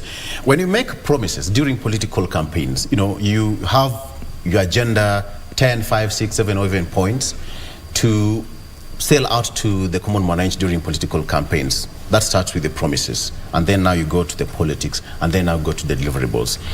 What is left for common mwananchi, as you put it, Wanjiku A, B, and C? What is now left for the three people to pick? Well, your word is your bond. You're as good as your promises. And you know, for me, I mean, my first frustration with the Kenya Kwanza government was the 50-50 promise on women. When we said we've signed a charter, and a number of us backed on that charter and said, well, finally we have a government that is going to give us 50-50. And then I started with the cabinet secretary positions, and there we were, okay, this is not the truth. The truth picture as we thought. This is not what we voted for. And I mean, women rights movements came out defending that and saying, Mr. President, you lied to us. And we are here and waiting. And then we waited and went to the public secretary, principal secretary positions. And there we go again. There was no 50-50 there. And recently, we have been subjected to another not 50-50 at all, not even close to 50-50, the CSS positions. So I think for me is the promises are good. Think through them. If you sign a promise, it's the Wanjiku wants to really believe that, you know, I can hold you accountable. I can believe in what you say. And that's why I'm giving you my vote, because whatever you promise me, I have a decision to choose Victor or choose Esther or choose Patience. And then they decide finally, oh, I fail your promises. Speak to my needs. Wanjiku wants to thrive, wants to barely survive and make ends meet. And that's why we're saying, we all need choices. As long as you can make everyone happy in one way or another, as she gave a very good example of the expressway, now you have a choice. If you don't have the 300 shillings, well, the road is there for you. But if you have the 300 shillings, you go into the airport, use the expressway. You have more other things that you can really think through, but everyone else lives peacefully in the same, you know, situation. So for me, I'm thinking about these promises are promises that we're holding the government accountable. In our agitation and in our frustrations, well, we have a choice to keep demonstrating, to picket, but let's do it unarmed. And in my thinking is everyone else is thinking about their future. And as you think about the future, my child who is 1 year today, for example, in 5 years, they will be 6. If I am 30 today, in 5 years, I'll be 35. I'm looking at this government helping me transit through my stages in life, family-wise, career-wise. All these things depend on the promises that you make to me. So for me, I think the government needs to really rethink their strategy in terms of not just ad hoc situations. Noise distracts. So even as we continue picketing every day and we continue saying, you know, 2 days in a week, what is the cost implication of that? What is the financial implication of that? How many people now can't go to work because of XYZ? How many people have to keep their cars away? Uber drivers, for example. Matatu people who are scared about the, you know, my car is going to be out there. I don't know whether it's going to come back in the evening. That has a, let's think through what kind of Kenya do we want? Okay. So noise distracts. Let me pick it from there. So we have got the opposition, Mandamano, Monday and Thursday, and the president also, you know, waking up every morning, getting the brief. He wants to run the government. Do you think he's getting distracted by the noise? Of course he's getting distracted. He's getting distracted. And to what extent? He is getting very distracted. I'm sure the president right now is a very stressed person. Rigathi Gachagua does not sleep at night. Sometimes you see him coming out, he has eye puffs, he cannot sleep, he is speaking, maybe it's the frustration. And you know, promises are good. Promises are ambitious. Promises are attractive. They are glare. They are that fruit you want to pick from the tree, the ripest fruit, you see? Now, after the promises comes to the reality, like we said, things on the ground are different. Kwa ground between different. Now, the president, looking at Uhuru's regime, we can say he faced the same problems. He faced the problems of the high cost of living. He faced problems with unemployment in the country, corruption, the opposition, the distraction from the opposition. But we have to give it to Uhuru Kenyatta. He made sure that the universal health care was successful. There was affordable housing. There was the expressway. There's the SGR. There's the power, electricity connection, and as much as it's not perfect to 100%, but we have to give it to him. Now, when it comes to this regime that we have right now, like I said at the beginning, the president is a symbol of national unity, and that is one of his responsibilities. He has to find a way in which he's going to curb this distraction so that he can focus on the economy and delivering to the people. There is no way the president is going to deliver to the people when there are these distractions. Last Monday, Rigathi Gachagua gave a report saying that the country had lost 2 billion Kenyan shillings. I'm sure there's some investors somewhere in South Korea, in China, in India. They wanted to come to Kenya, and they said, no, we cannot come to Kenya today. And they were coming to invest.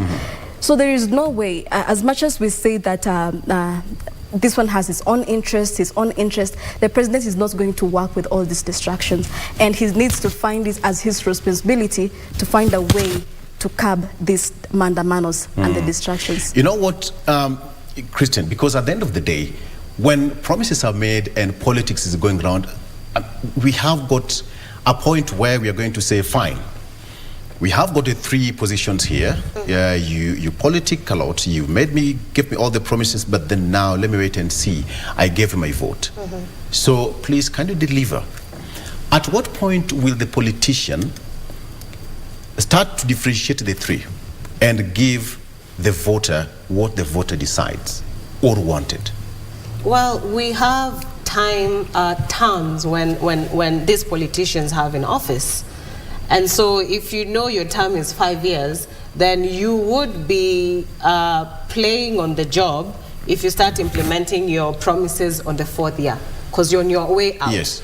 But then we have been accustomed to the fact that people already know that they have a sure bet for the next term, and so they wait until the next term to start delivering on their promises. So that's also another issue that we also need to discuss. However, again, just looking at the macro level of the politics where the politicians come and say, this is what I'll do for you. From a macro and micro level, at the micro level, we also have the citizen who is supposed to take the responsibility to help actualize this plan. Have we also just gone back to the drawing table and say, cool, this was the plan. What has been my responsibility to make sure that that happens? Because then we are easy to go to the ground and start picketing. However, have we also looked inside ourselves and see our responsibilities towards actualizing that promise? Because a promise is as good on paper until it is actualized. And then what is our responsibility as citizens when it comes to actualizing that process? My two panelists here, colleagues, would be, I think, kind enough to share that they act in a manner that is informed because they take responsibility to get information and to also know what's in the Constitution. So we cannot always be pointing fingers. We also need, as a country, to look at our responsibilities as citizens. I once attended a meeting in UK, and I remember this young person saying, why is the meeting starting late? Because I am here on taxpayer money. And every second that passes counts to that taxpayer money, because I also have to take a flight back home. How many of us actually sit in rooms and say, I am here on taxpayer money, and every time lost is a loss to the citizens who paid dearly for that amount of money? And so when you talk about taxes, when you talk about these issues, are we paying our taxes? Now the government has its own agenda, the bottom-up transformational agenda, beta. What is our responsibilities as citizens to actualize that? Okay. Because sometimes as a leader, you can also do as much as tell people, this is where I want to be. And we buy into that idea. So how then do we also fall in that plan? And now we're actually taking the responsibilities to go to the roads and say, this has not been done. But then are we also asking ourselves what our responsibility has been to that effect? Let me ask you this question, and this is to all of you ladies, because at the end of the day, for example, let me just take this issue of the cost of power. The president promised that the cost of power was going to drop. What we have is that high power cost will shock consumers. During his political campaigns, we did that story here over and over, and that was actually part of his clarion call. But what we have right now is the high cost of power starting next month. At what point is the Wanjiku A, B, and C will have a common sit down with the promise makers and say, you know what, we can't continue like this. You promised me a guava and you're giving me a mango. I'm allergic to a mango. I need a guava. What's the voice? Where is the voice of the common mwananchi now? Because when you face this, 6-7 months later, patients, this is what we are faced with. So where is Wanjiku A, B, and C? Yeah. Well, I think we are frustrated, I would say, as Kenyans, on behalf of all Kenyans. And I think it's not just at the national level, even at the county levels. I look at my county and I see, various WhatsApp groups, and everyone is talking about, where is our governor? He promised this, nothing is happening. Did we make a mistake? And a lot of people saying, oh, I think we made a mistake by not choosing patients. Maybe we will have moved. But you see, maybe it would have been the same thing. It would have taken me a time to get, acquainted to what is happening, to start. And that's why I'm looking at what are the quick wins, what are the quick gains, how can we move to give, so that we can build some trust with Mwananchi, so that we can start with them by telling them this is where. And for me, I believe this place of communication, that where many people really ignore communication, is really the backbone of everything. communicate and constantly communicate and tell people this is where we are, because in their frustrations they will easily Wanjiku will easily say, today I'm going to andamana kabisa, I am tired, you know. But why are you tired?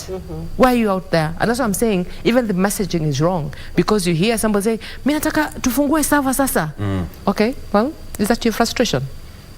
The other person says, sorry, what will that solve at this point? The other person goes, high cost of living. The other person goes, mimi situmii steam, I don't care wakiongeza steam. But I'm like, power moves everything, you know? Yeah. So the high cost of power affects everyone, whether you have electricity in your house or not. It's not just the simple understanding that it's electricity. And I think for me, we have a responsibility as citizens, as Kenyans. We have to open engagement forums. Let's continue in our spaces. So for example, where I sit in, as I said, I represent the Association of Media Women in Kenya. And in our small meetings, let's have a civic engagement space where we can easily interrogate, because at that point we come in as an informed people. We can easily say, whatever it is that we're discussing here, now let's unpackage it to Mwananchi. Let's write our stories that explain where we are as a country. Let's have constant engagement and open forums of dialogue. Secondly, let's continue to interrogate the promises that were given to us. Where are we at? We were told 50-50. How does that affect us? If we voted for 50-50, we didn't get that. So how do we do that then as Kenyans? Well, that's what the question. That's what I'm saying. For me as Kenyans is we need to, you know, I like when people are frustrated. I like angry people. Angry people move. Yeah, I mean, we must be angry enough all the time. But in our anger, let's also really exercise our responsibility. Let's say we understand that we have rights, and in our rights comes responsibility. So let's ensure that those who have an opportunity to communicate, like you, who has a space here, make this conversation constant conversation. Sustain the conversation. Don't make it an event. That today we're done with mandamanos, then that's it. Let's wait until the next thing, the big thing happens. Okay. There are people who are saying, there's an Anjiku who is completely saying, you know, I don't want this mandamanos. There's Wanjiku B who says, I want mandamanos. I am ready to be there. There's Wanjiku C who says, I am completely neutral. I don't care. I'm going to be in my house and work from my house. Okay. So let's accommodate everyone. And as you accommodate everyone, let's open avenues for communication. Let's open avenues for constant engagement. Put everyone informed. The local leaders at the village, you know, nyumba kumi, wacha watu waelewe kwamba hakuna maji kwa sasa kwa sababu ya XYZ. Let also the county government open channels of communication that trickles down and communicate on behalf of the national government. When there is frustration that money has delayed and everyone else feels, huyu gavana bure kabisa. But communicate. It's because I'm not able to do this at this point because it's really money that hasn't come my way, and I have to be able to do this because of I need funding to be able to do this and this. Okay. Yeah. Perhaps you're still reading from the old book, you know, from independence, we came into the Kenyatta regime, the Moise regime, the Kibakis, and now somebody says Kenyatta B, Uhuru Kenyatta's regime, and now we have got President Ruto's regime. The old book, we still go back to the shelf, bring it, dust it, and they say, this is the same old book, you're going to read these are the manuals and the old book. The common Mwananchi will be given promises, but do we really need to wait until politicians give us the promises? Yet they know they're not going to deliver. They will sell what is feasibly quite possible and what is quite close to our hearts. Electricity, barabara, healthcare, maji, education, and etc. etc. The same issue. That's what I'm talking about. The same old book. We bring it, we read it, and say, okay, sawa, have patience, very good, Esther. There we go. Where are we going to force politicians to have political hygiene, Esther? Can you repeat the question? Can you reframe the question, please? We need politicians to give political hygiene so that at the end of the day, whenever they campaign, they give us what is possibly, you know, to be delivered. Talk about health. In some sub-counties across the country. Is that possible in Kenya? Is that possible? That's the question. Possible? In Taita Taveta, for example, not Taita Taveta, in Kilifi County, when I had governor here, governor said, in all the hospitals, they have an overflow. In fact, they even asking themselves, watapeleka madawa wapi? Because they have an overflow and excess in the hospitals. That is what common Mwananchi wants. That you have an excess, but utapeleka wapi? So we need an abundance of everything. Of everything. Kama ni maji, each and every position, kila boma utakuwa na maji. But is it even possible? You know, looking at the politics of Kenya is quite different, because even the public yes seems like they want to be lied to. Yeah, they're okay with that. I can tell you that if there's an honest person who came and gave his manifesto and told them that I'm not going to lower the cost of electricity in 1 year, but in 3 years this is where we are going to be. That's during a campaign. In 1.5 years, this is where we are going to be. People will not be appeased to that. People will move to the one who has quick solutions. In 2 months' time, I'm going to do this. In 1 month time, I'm going to do this. So also the public is also not ready for change. I can say that because if you look at people like Ole Kiapi and Ekuru Okot, I looked at their manifestos and I saw, oh, they are quite appeasing. They are realistic, but who are people going for? They're going for other people because they're voting in terms of tribe. They're voting in terms of maybe popularity, or because of or so many other factors. So when it comes to giving people that truth during the campaigns, you cannot win an election in Kenya.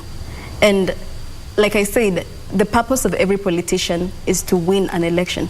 So if I come today and say I want to vie for presidency and I give a realistic blueprint, no one is going to buy it. But now I have to. So you have to lie. You have to lie. I think just because we've not had you that, have to lie. That is the reality. Ascertain that will happen. I mean, because let's take a case in point. Yourself as a person. And that right? now actually, it tells the kind of society we are in. That is that is the reality we are facing. Okay. Come on, look at Kenya. That is the reality we are facing. You go to your people, you vied somewhere. Yes, in Taita Taveta County. In Taita Taveta County. And I had a very realistic manifesto. That's a perfect example. Yeah. But now people want There's no politician who say you lied to them. About communication. No, for me, mine the sender and the receiver. Yes, I wanted to engage. And I tried to explain to people, but I mean, all of them will wonder, because they're not used to the kind of language I'm talking to them. Because you're speaking the truth. I'm speaking the truth and I'm telling them something different. And they're not ready for that. And they're not so ready that for goes where she said. Yes, that one I completely agree. Not on the part of lying. Politicians do that. I really wanted to be a very trustworthy political leader. And I tried to engage and I said, we have been here before. And that's why you see people constantly continue electing the same people, because familiarity for them, I mean, they will easily tell me, but why would you go na sisi? But I could be bringing something different that has not been there before. Why don't you want to give new people a chance? You see, but that difference, that's exactly what we're saying. People, the electorate are not ready for change. They're so accustomed to, they have completely resigned to fate. This is our way of life. Even though sisi uishi. And if you have a problem, as we don't have a problem, we're okay with this. And the politicians have actually mastered that art and understanding that keep them poor, so we find them cheap when we come back another 5 years. So you constantly want to make them so dependent, and that's why you see during election, so vulnerable. Exactly. And it's about how much are you giving me today? And I try to reason with them. We have 13 gubernatorial candidates in Taita Taveta County. If every one of us comes and give you 100, at the end of the time, how do you make a decision? I mean, for me, it beats logic completely, because every candidate has an opponent, and there are maybe 1 or 2, 3 people. But at that time, every time is we don't see you. All we want is easy to say, if we can't get, like 100 shillings from you or 200 or whatever it is, and it's so cheaper money, 100 shillings, 50 shillings or 100, we might not see you another 5 years. But I'm promising I will be here with you. Okay. I might not have the 100 shillings today, but I'm promising the change. And the change will sustain you beyond the 50 shillings that you're looking for. And maybe make you actually get 1,000 bob rather than the 50 shillings I will give you. The electorate is not ready for change. The electorate is not ready for change. You picked that meat from Christine's mouth. Yeah. Christine, you can chew what is remaining. I think at the end of just going back to that communication strategy, there's the sender of that communication and there's the receiver. So I think what she's also trying to say is the receiver sometimes is ill-informed and acts on a bias that the sender has no receiver's best interest at heart. Because even when you're doing your promises, are you able to really tackle the issues that the Wanjiku on the ground actually want? Yes. Because sometimes we bring issues that are very foreign to the people we want to serve.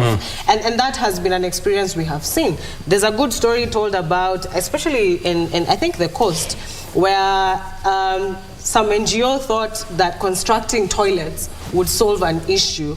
When then the toilets were done, nobody used the toilets because the locals were not engaged in just understanding what really is the issue. And sometimes that then makes it very hard for people to even own to some of these promises. Then that becomes a challenge between now the leader and the community, because you're acting from a vacuum. Well, for me it's different. The realities are very different. For me it's different because they actually conducted the research and really tried to really ensure that in all the constituencies, we have 4 constituencies, Mwatate, Voi, Taveta and Mundanyi. And in all of them, we really went to see what are the issues affecting this, because each sub-county is different and unique in its own setting. So what are the issues? Well, we have all the underlying issues, but then again, we also have issues that are unique to each of the constituencies. But in the same manner, it's, you know, well, we have been lied before. Yes, you're really promising. Oh, yes, you know. But then the issues, and I listened to one, you're too young for this seat. And I'm like, oh, come on. You see, Victor, when I say, because I'm going to be quoted somewhere and saying you said politicians have to lie. You know, sometimes it does not come to, it does not come, but they know it's the truth. It does not come to you give a blatant lie and come and say, I'm going. No, it's not that kind of lie. Perhaps they've just mastered the art. It's the packaging.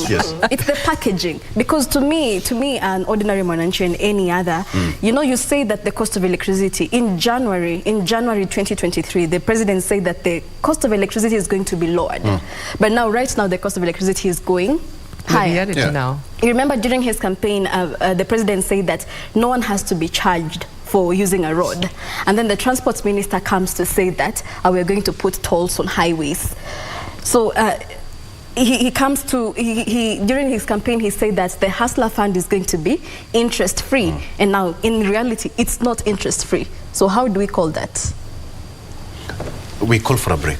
We'll be right back. Director said that we should we call that a break. Let's come shortly. We'll be coming for our round of our last discussion here. Wow, what an interesting discussion here. More when we come back from this break shortly.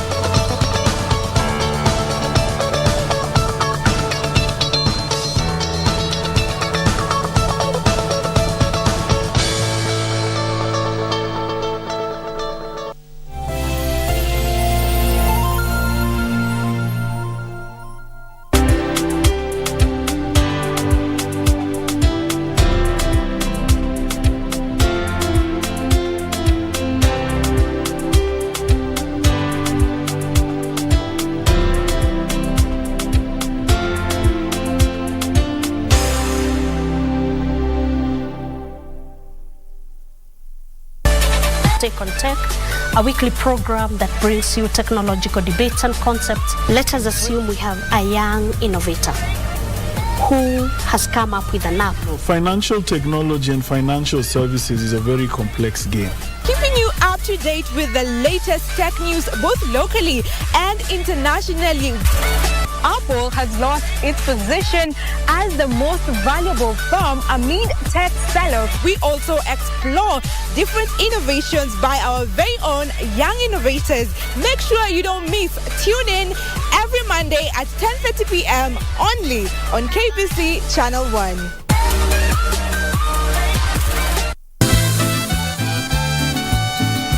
You watch what you're saying, Irazabal. Julio wouldn't do it. Didn't you see him on stage accusing you?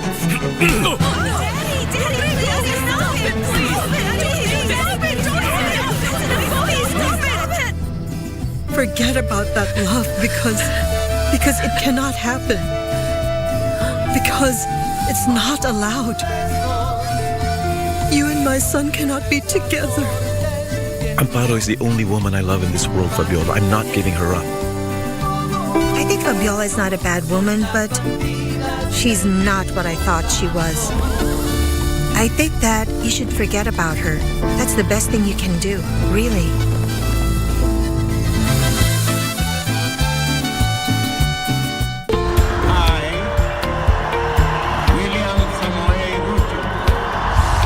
After the dust settled on rigorous campaigns, Kenyans are waiting for elected leaders to deliver on their pledges. Have you used the hustler fund? When your children sleep hungry, when you can borrow 500 or 1,000 shillings and they have some food on the table.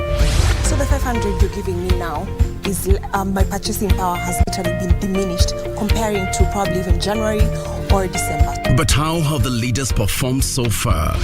In terms of the amount of money that is being disbursed, the minimum being 500 shillings, how do you scorecard that? No, that I'll give it a 2 out of 5. 2 out of 5. 1 out of 5. I'll still give it 5 out of 5. Every week, we bring you an honest assessment of the national and county governments. What is the impact of the Hustlers Fund?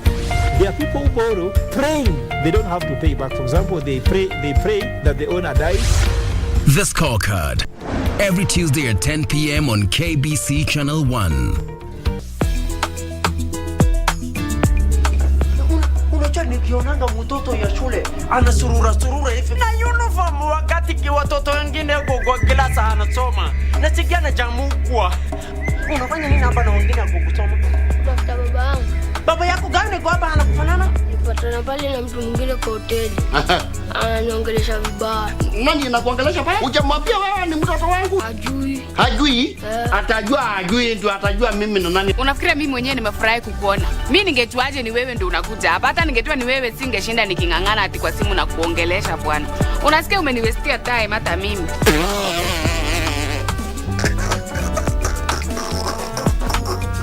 Aya, kinachokuchekesha.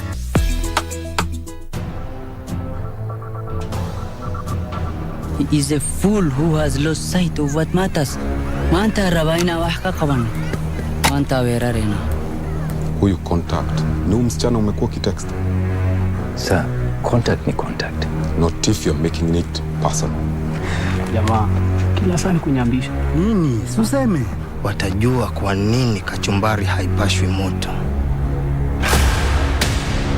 Our transport has been compromised. Me and my team have hit an IED. Hii ni rescue mission. Kuna police vehicle imechapwa na IED. It's a very simple mission. But stay alert. Hizi ng'ombe zinachungwa na nani?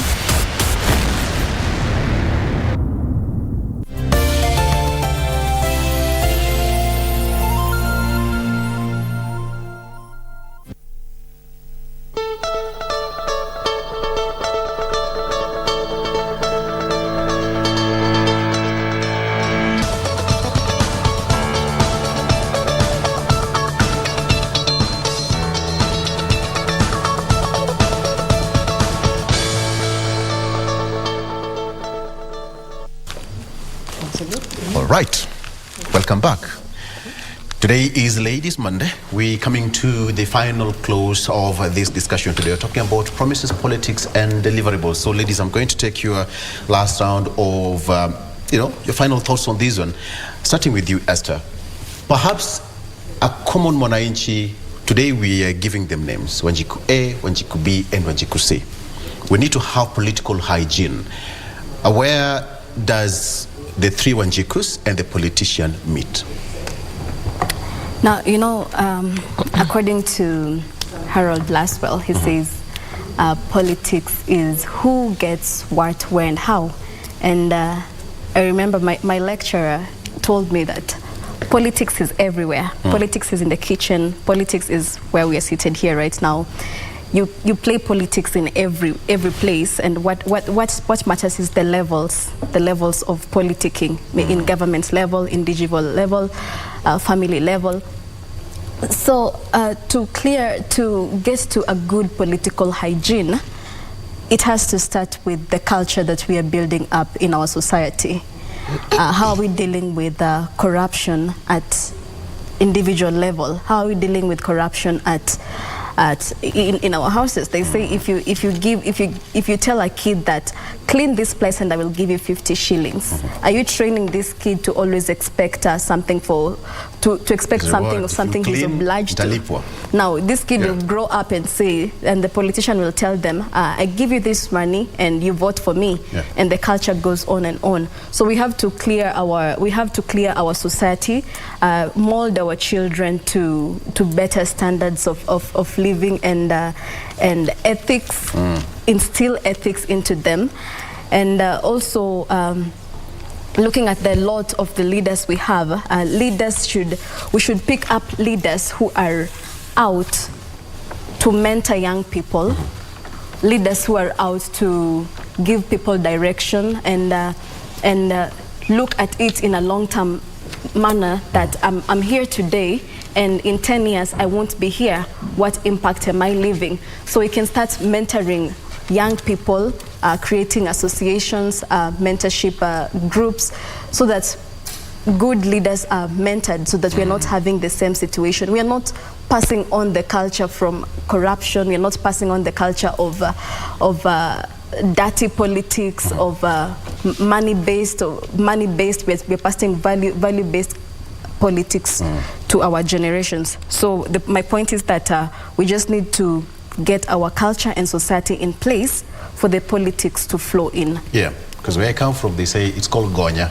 Gonya ni ile kwanza mnapanga line, mheshimiwa wewe umeanguka, nini nipatie 50 ndani. After that, we'll vote for somebody else. Perhaps I should even change and vote for patients. Yeah. Okay. Thank you. I think this calls for a resocialization. Yes.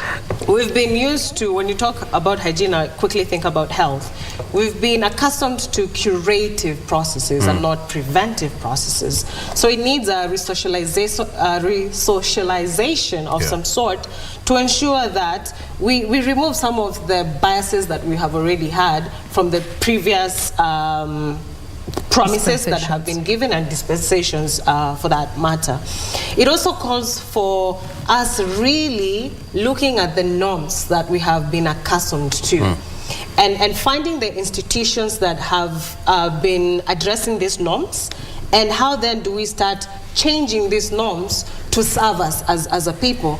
Because we sometimes give politicians a lot of power and forget that we actually have that power. And at the end of the day, we also need a financial muscle to make sure that even within the grassroots, they're able to implement some of these processes. Like I said before, there are 3 stages: the campaign stage, the voting stage, and the office stage now. The office stage. Now we are at the office stage. And you realize as a voter, we voted in these promises. And so we took the responsibility to say, I align with candidate A and not candidate B.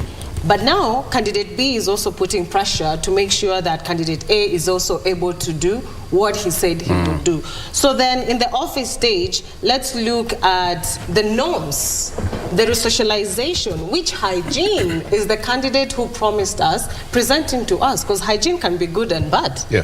So are we looking more into the good hygiene and saying, okay, this has been good, but we want it to be better? Are we looking at the bad hygiene and saying, this is bad, and now it's becoming worse? Okay. Yeah. Perfect.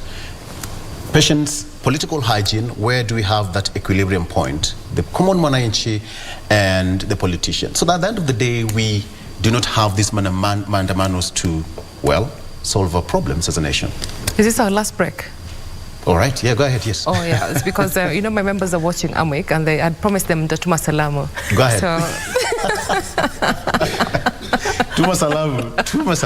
The Tuma Salamu kwa members watching Amwik. Yes. Yeah, I had promised them, please watch, I will be sending greetings. So I've just reminded, if this is the last break, please let me take this opportunity and also send salamus to all my electorate in Taita Taveta County. Well, I'm very honored to be here. And so when you talk about political hygiene, in my understanding, everyone has to come to the table with clean hands. You know, the politician has to really be honest in their promises, to say this is what I can deliver, and realistic in their promises, clean with, you know, timelines. This is putting every matter constant reality ground whatsoever. At the end of my 5 years, I will deliver X, Y, Z. I will do this. And now you, as a politician, it's your duty to see how you can keep to those promises. On the other side, Mwananchi also has to come to the table with clean hands. Yeah. It's not a matter of when political times, it's not your time for you to eat. It's not your time for you to say who gives me the biggest share. But you have 5 years to keep them, to keep politicians in check, to make them accountable for every promise that they made. So we must not resign to fate.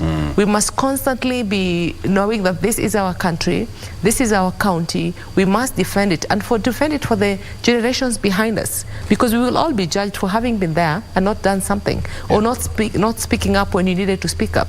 So I think everyone needs to really remember that we have 5 years. In my county, we keep reminding people all the time, Aturudishi governor, you serve your 5 years time, you haven't done what it is that you promised, kwa heri, kanyaga pakubwa ukienda, we will give another chance to somebody else. So I think in the same manner, that's what the Constitution grants us. An opportunity for us to say no to bad leadership, no to unfulfilled promises. So come to the board knowing that I'm going to promise 3 things which I can deliver, rather than promise 10 things that they look very beautiful outside there. You won't end up delivering only just one. Yeah. So be realistic in your promises, 1 or 2 things, promise them, and really make that your agenda.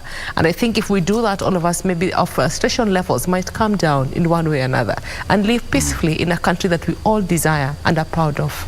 Tuma salamu to members of Taita Taveta and Amwek. As we close. Yeah, asante sana for everyone who's watched here. I think my plea is to say let's not resign to fate. Na salamu zangu nazidi kutuma kwa kila mmoja aliyechukua muda wake kutuangalia ama kushirikiana nasi tangu tuanze hadi mwisho. Asante sana nawe pia kwa kutupatia fursa hii. Daughter of the land, from where you come from, salamu is a must. Yes. It's a must. So the justice, I mean, how? Well, for me is to really say hi to every Kenyan and say, this is our country. Yeah. We can go elsewhere, but this is home. East or West, home is always best. So let's be peaceful. If we're going to picket, let's do it in a civilized manner. The way we come together to help each other in Harambee. This is also another time that called us for a different kind of Harambee. We are agitating for issues that we want to be addressed. It's not in form of the WhatsApp groups where we are raising money, but we are raising our issues and addressing these frustrations. So let's come together in a peaceful manner. All the young people who really want to join these demonstrations, let's do it peacefully. Because remember, at the end of the day, is your health taken care of? Do you have an ambulance on standby to rush you to hospital if by any chance that stone lands on you? So let's also look at some of the issues that we need to be addressed and how we can also take care of ourselves. Absolutely. Kenya is only the country that we all have. And you also talked about change of our culture. Change of our culture, and to also our leaders. Our leaders, I would like to urge our leaders to also take their part in creating a conducive environment for politics. And you see, Kenyans have taken a step to show that they're ready. So in some parts of Kenya, they've taken a step to show that they're ready for change. We've had candidates who have been voted in with no money. We've had candidates who have been voted in just because of their agendas, and they did not look at their tribes. We've had people who have gone into power with independent parties. So there is a part that is progressing, and now the leaders who get there because of that, they should take their part in now instilling more discipline into their officers and passing down to their people. And also other leaders should take their part in looking at their interest and ask themselves, what sent me here? And to all patriotic Kenyans, about culture and discipline. Yes. Ladies, thank you so much. We've done our part. We've built our nation. So, yes, it's almost 9. So we've done our part. What have you done as a nation? Thank you so much. Esther Nyonje, who is a political analyst and a governance expert, as well as Christine Odera, who is a youth policy, peace and security expert, as well as Patience Nyange, who is the executive director of Amwek. She's also a journalist by profession. You're not going to take my position. I refuse. I refuse. Thank you so much for being a part of the show. We are wrapping it up there, but stick around because Doreen Arangi is coming up next with an amazing discussion. Thank you so much for watching. My name is Victor Lo. Have a good morning. Bye-bye.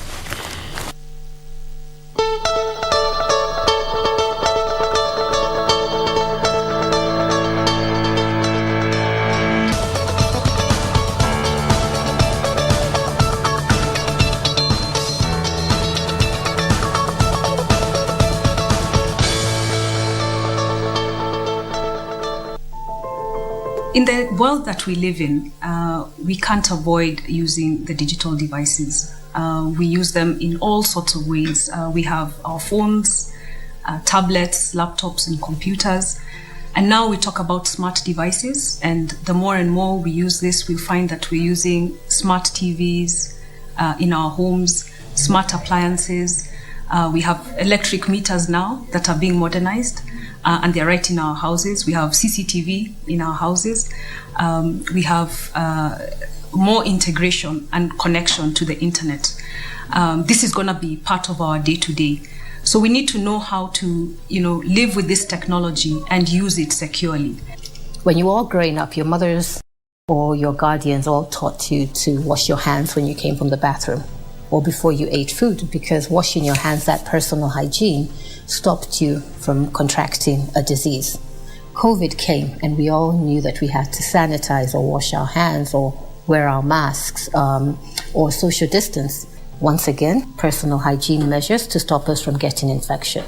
Coming to the digital realm, cyber hygiene, these are now habits that you need to practice every day whenever you go online to secure yourself from the cyber criminals. Because on the global average, a cyber attack happens every 39 seconds.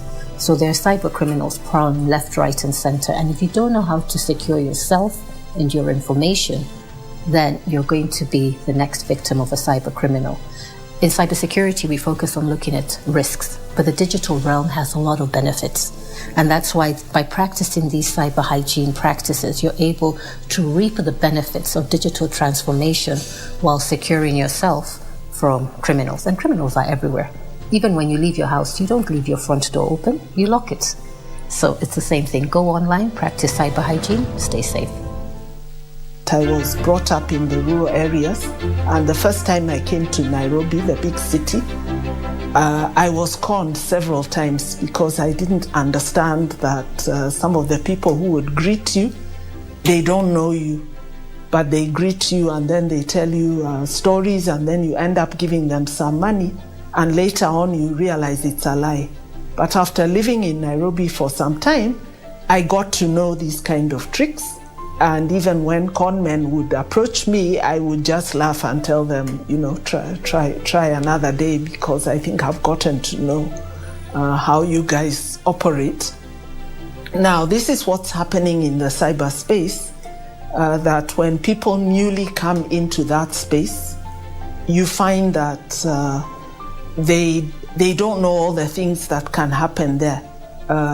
Not just good things, but also things which can harm them.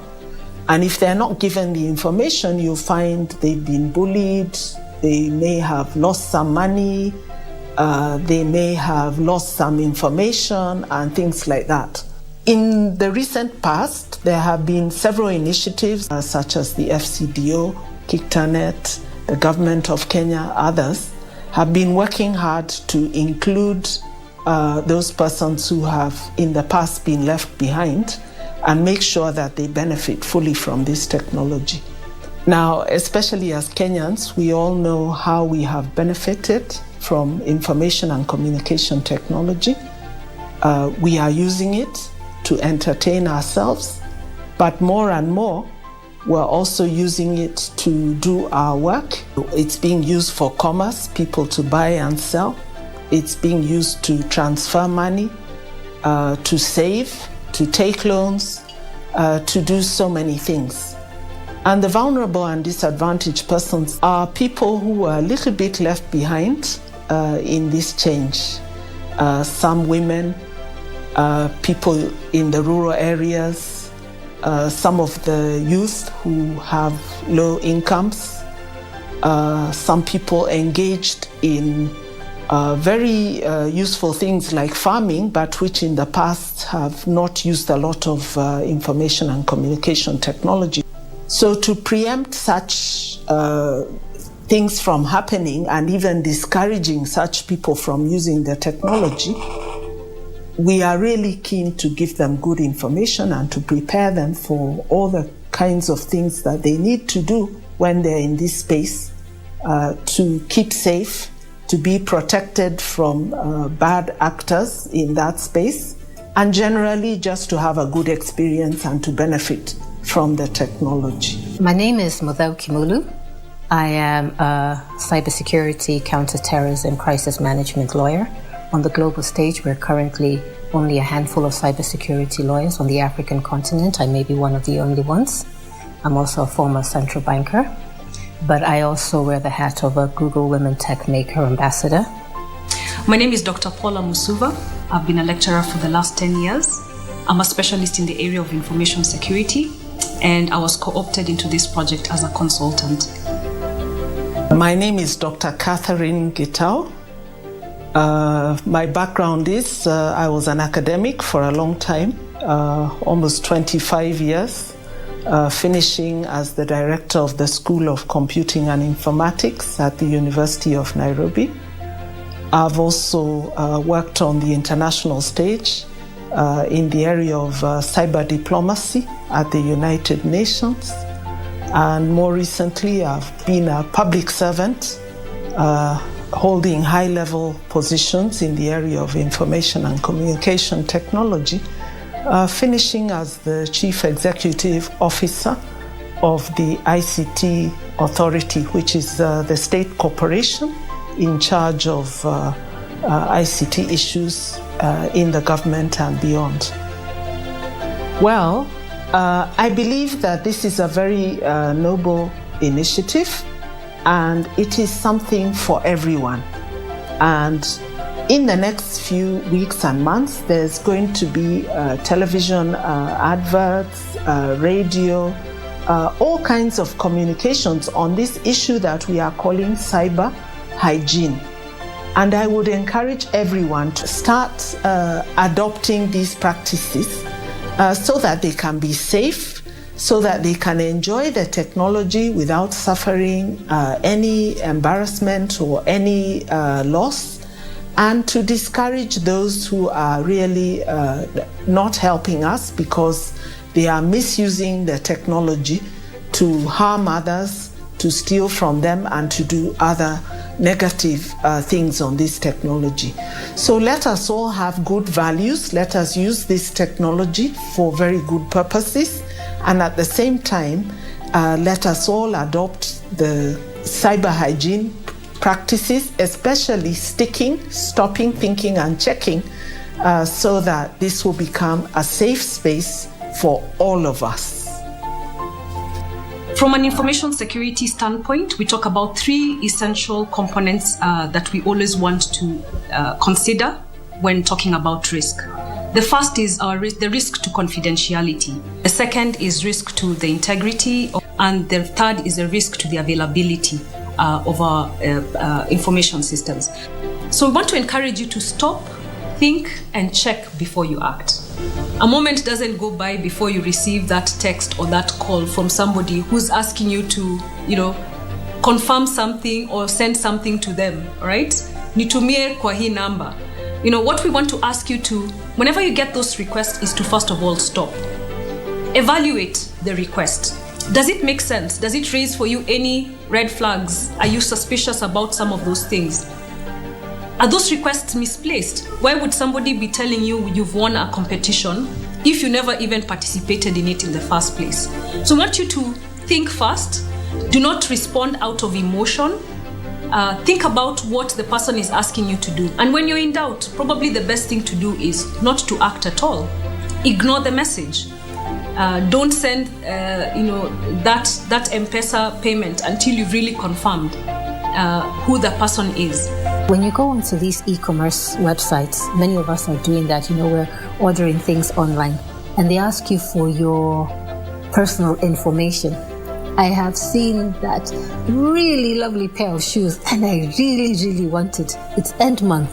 This month I'm buying myself that shoe. So I go onto my online platform. What do? Give all my information, my name, where I live, my telephone number. If I'm using a bank card, I put in my bank particulars without stopping to think. I am actually giving them all the information. How can you secure yourself against that? If it's like if they have an option of mobile money payments like we have in Kenya, you know, where you can do M-Pesa, M-Pesa is more secure. If you're going to use your bank card, then you rather do it through a payment service for a provider who you know act like an intermediary between you and the seller and who kind of secure your transaction as opposed to giving the seller all your information. And we have a lot of payment service providers, amazing ones in Kenya and within the region who offer those facilities. But do not go giving out all your information on these e-commerce sites, because that's where I would just garner information and use that information to once again come compromise your accounts. At the end of the day, the best cyber hygiene protector is your gut. Stop, think, check before you do anything, before you download any app, before you spend any money, before you share any personal information. Secure yourself, secure your family, secure your finances. Don't spread hate, don't spread anything. Stop, think, check. It applies in cyberspace, it applies in real life.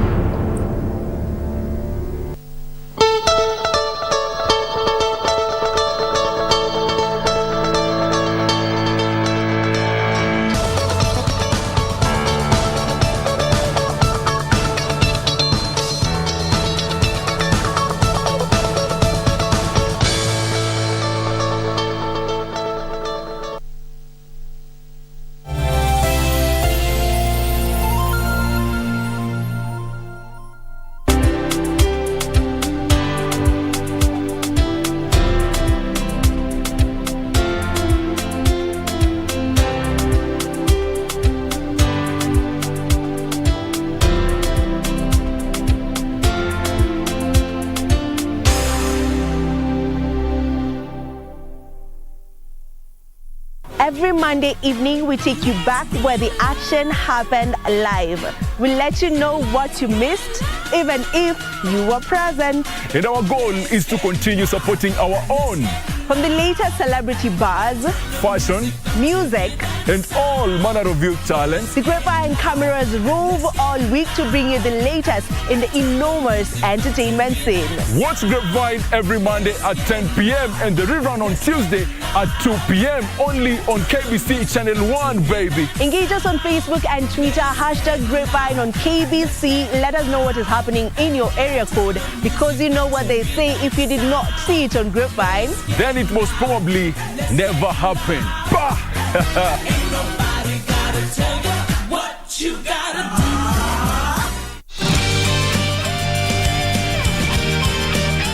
Everyone, from today on, all the luxury brands you see in Immortal can now be found and purchased directly from El Shop.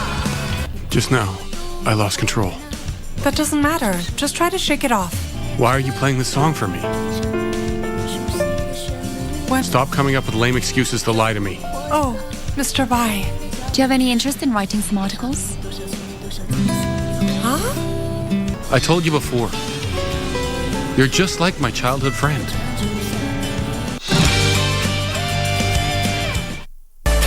Take on Tech, a weekly program that brings you technological debates and concepts. Let us assume we have a young innovator who has come up with an app. Financial technology and financial services is a very complex game.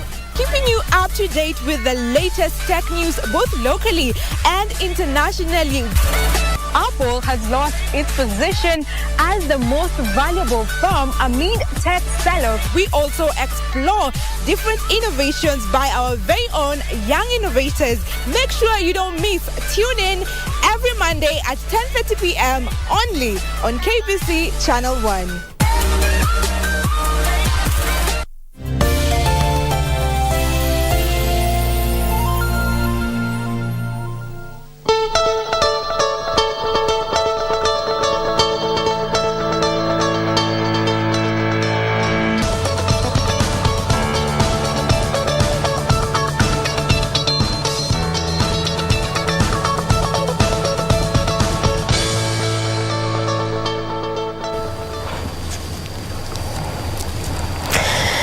Now, Well, the Kenya Health Information did release some damning statistics in 2020 that did indicate about slightly 7,000 women and 500 men experienced one form of gender-based violence or the other, which was what was confirmed by the Kenyan National Bureau of Statistics just early this year in January, at around 23rd thereabout, where the Kenyan Demographic Health Survey also indicated how the rising cases of GBV have been in the country. This is what we said to converse in like the next 50 minutes with my guests, even as we narrow down to toxic relationships and just what codependency is and what would make most stay in these toxic relationships, much as the signs and symptoms are already out there. I am holding court with Dr. Wilfrida Olali, who is a psychologist and also a lecturer at Kenyatta University. Daktari, welcome to the program. Thank you. How are you feeling? Easy, relaxed? Yes, I'm okay. Yeah, good enough. Yeah. Now, before we go to even what you want to discuss, codependency, toxic relationships, I just want to pick your brains basically from your practice going by this data, looking at what the Kenya Health Information released in 2020, looking at what the Demographic Health Survey report had in January of this year, a clear indication of how these numbers are rising, year in, year out. What do you make of this?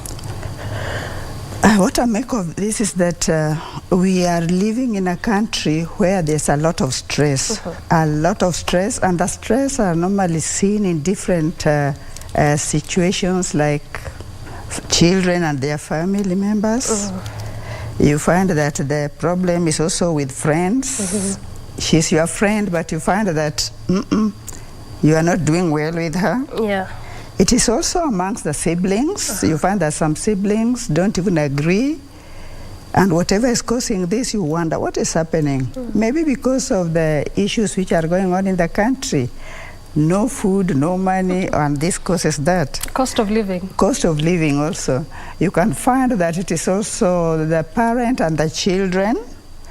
Mom, where's food? There's no food. So there's a problem even in the families because of the cost of living.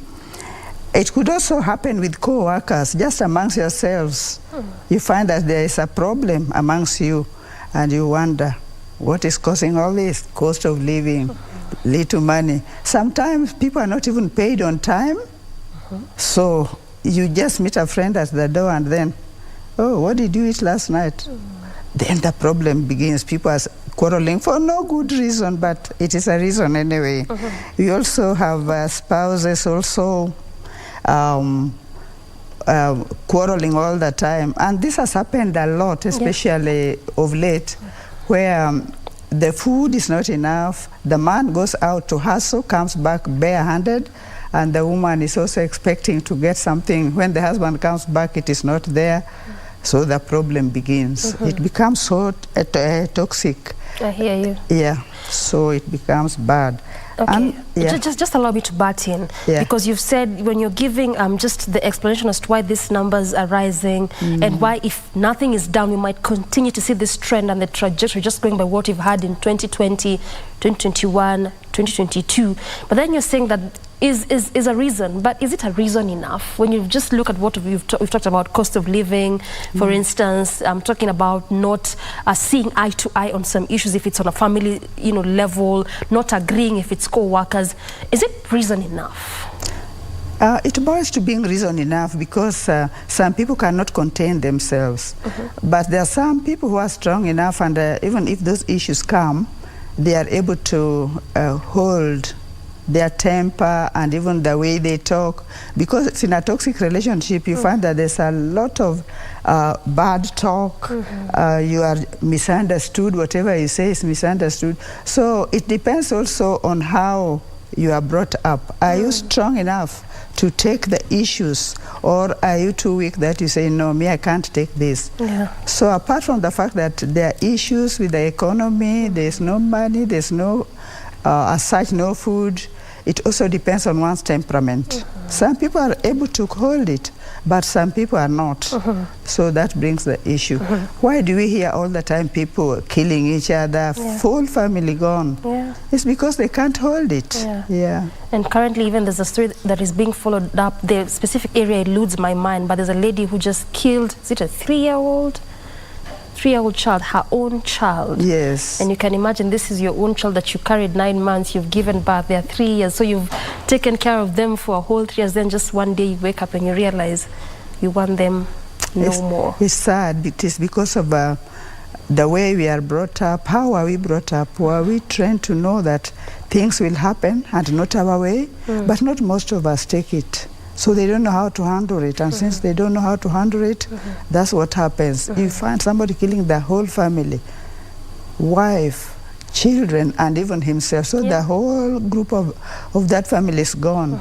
So it is the way we strengthen ourselves, strengthen our will. We need to be strong enough to strengthen our will. But sometimes it goes beyond us, so we need help. That's why you're here. Yes. We'll come to upbringing and also temperaments, especially when you look at the 4 kinds of temperaments, the cholerics, sanguines, phlegmatics, melancholics, and the likes. But before we get to all that, Dr. let's just talk about, the toxic relationships. What characterizes this? How would you explain what a toxic relationship is? And actually when you do that, you're also taking cognizance of the fact that this cuts across, whether it's on a partner-to-partner basis, child, mother, co-worker, boss, colleagues, and the likes. When it is toxic, what happens is that you feel that you are really unsupported. Let's say you are staying with your husband in the house, but you are not supported at all. He comes back from work, he tried to talk to him, he's not listening. Or if he's listening, but walking to the bedroom. He's not even listening keenly. Listening is one thing and listening keenly is another. So he's not even listening. What is the difference, just before you continue, so that we get context of what you're talking about? You see, listening, you are just talking and I hear and I say, okay. So that's listening. But keenly, I also ask you, what did you mean? Did you mean to tell us that Joyce did go to school today, and what was the reason? You see, now you are keen and you are asking questions about what you asked me about. So listening is not just, as you speak to me, I am looking at you necessarily, but also if I can be able to make gestures, for instance, if I can be able to ask tidbit questions, maybe clarifications of what exactly you mean by what you said. Exactly. So that classifies as listening keenly. Yes. We need to know the difference now. Yes. So keep on. Because people do listen, yes. A husband and wife can talk. A child and a sibling can talk. But are they keenly? Keenly listening? You are talking and the person is busy on the phone. Is he keenly listening? And they're saying, I'm listening. Yes, but they are not. Because if you are keenly listening, you should be able to speak back something. At least say something to the person talking to you. Oh, did you mean this? Is this what you meant? That is keenly. But if it is, okay, yes, all right, later. That's not keen listening. And that happens a lot in families. It happens a lot even in workplaces. Happens a lot amongst the siblings. Happens quite a lot between the parents and their children. So even in that neighborhood, you find that you are staying with people, but you are not keen on what others are going through. So you hear that somebody has died and you don't know what happened. And you met him maybe yesterday. Did you talk to him? And did you listen keenly to what he was telling you? Maybe that person was hurting and needed somebody to talk to them. So in toxic relationship, you have nobody even to listen to what you are saying. All the time you are attacked. When you try to say anything, you are attacked. Or you don't know anything, you can't amount to anything, and that really makes you feel hurt. And that's so what goes on in our society. Verbal abuse? Yes, there's a lot of verbal abuse, even emotional abuse. Imagine you are talking to a colleague and the colleague ignores you. You stay in the same office. Like we lecturers, we sometimes share offices. You are trying to talk to somebody and they don't even bother about what you are saying. Oh, what did you say, Dr. Lali? Okay. Not giving you time. So you find that even in workplaces, people are really stressed, but they don't have anybody to talk to. You might not believe it, but I'm a counselor, counseling psychologist. Yes. But once in a while, I go to another counseling psychologist just to listen to my story, for me to be sane. Yeah. Swahili says mganga hajigangi. Yes. Daktari hajitibu. Yes. So we still do that. We go for help. For us to be strong enough, because we are all human beings and we need that help. I hear you. So then, aside from the fact that someone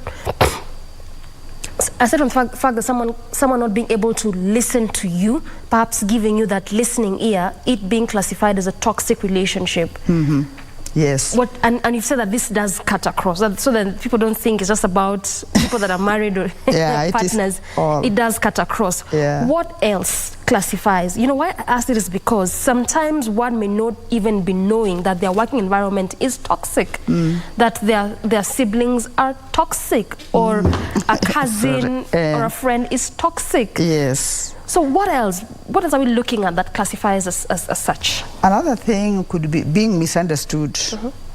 If you are misunderstood, you say something and somebody else hears it in a different way. You might have meant something in a different way, and the person hears according to his perception is completely different.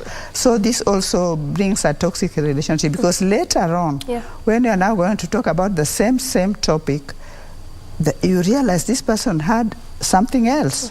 So that also makes people feel that they have a toxic relationship and might even avoid the colleague. Yeah. So, and sometimes some people are attacked verbally. This could be in the line of children. You are just attacked verbally. You are loved by your mom and me, I'm not. And that brings a quarrel. That is toxic to the person. The person knows that they are all loved. So you feel that you are not supported by your parents, but the other one is supported. So all this being a lot of toxic relationship in families, in workplaces, among siblings. So those are some of the things. So basically what you're saying is that things that sometimes you may not even see as reason enough or as characteristics enough actually could lead to what we call the toxicity. Yes. Now this orients my next question. So then you realize, or you are actually aware that this are some of those factors, either not being listened to, could be verbal abuse, could be physical abuse, could be emotional, all these things that you're talking about. But then you realize we still have those that are aware of this, but they will still stay in this toxic relationships or toxic working environment. Yes. We'll come to siblings in a short while, because I mean that's a different story. So then, from your practice, what is this that makes people stay? And again, the reason why I ask this is because how many times have we covered stories of, just the way you even began by saying, a husband or a partner, or it could be a wife killing the husband and children, or a husband killing the wife and children, or vice versa. And these things, you saw them oftentimes momentarily, but you just said atabadilika, or things will change. Okay, let me take it in the African context. Yes. African women, maybe the ones who are now young like you, can make a very fast decision. But the African woman believes that he must have a place where he will stay until death do them part. Regardless of the circumstances. Regardless of the circumstances. So they go through a lot of torture. Very, very toxic relationship, but they stick. They say, where will I be buried? Whom shall I leave my children to? This question of children is killing the African woman. I can't leave my children. They'll suffer. And true to their word, once you leave your children, another woman comes in, she will mistreat them. Very few women can take care of other children who are not theirs. So when you come to family, our African women really do really hide under that umbrella that I'm looking after my children, where shall I go to? And my kid is a married person, sexual relationship is gone. So you find the man going out, but they will still stay with another mistress, but women tend to stay at home. But nowadays I think the women also just go out and look for another relationship.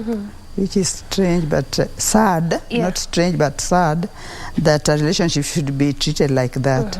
So for our African women, where shall I be buried? Who will take care of my children? And then another thing is the name. Yeah.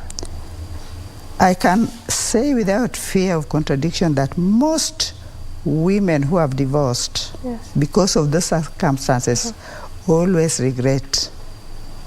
Whatever is out there for them, I don't know. What do you mean they always regret? They Because regret having left their family. They feel they have no name. They are not recognized in the society. Wait, I feel like now you're losing me. Just help me understand. Because now we are saying, and you know, marriage is sacred, as is, and also as the Bible, you know, does term it. But here's a situation, just as you're trying to describe it. It could be toxic in all the nature that toxicity could be defined. Some are even both verbal, physical, emotional. Just name all the kind of abuses that are there. But you're trying to juxtapose this with the fact that this is also your life you're looking at. So then you're saying that this, that from your definition, that most women that are divorced, they are regretting it. But this woman would say they were just trying to protect their lives and their children, basically from what they had gone through in the entirety of this union. So how are they regretting again? That's the irony of it all. What exactly are they regretting about? That they left? They are looking at the societal way of looking at marriage.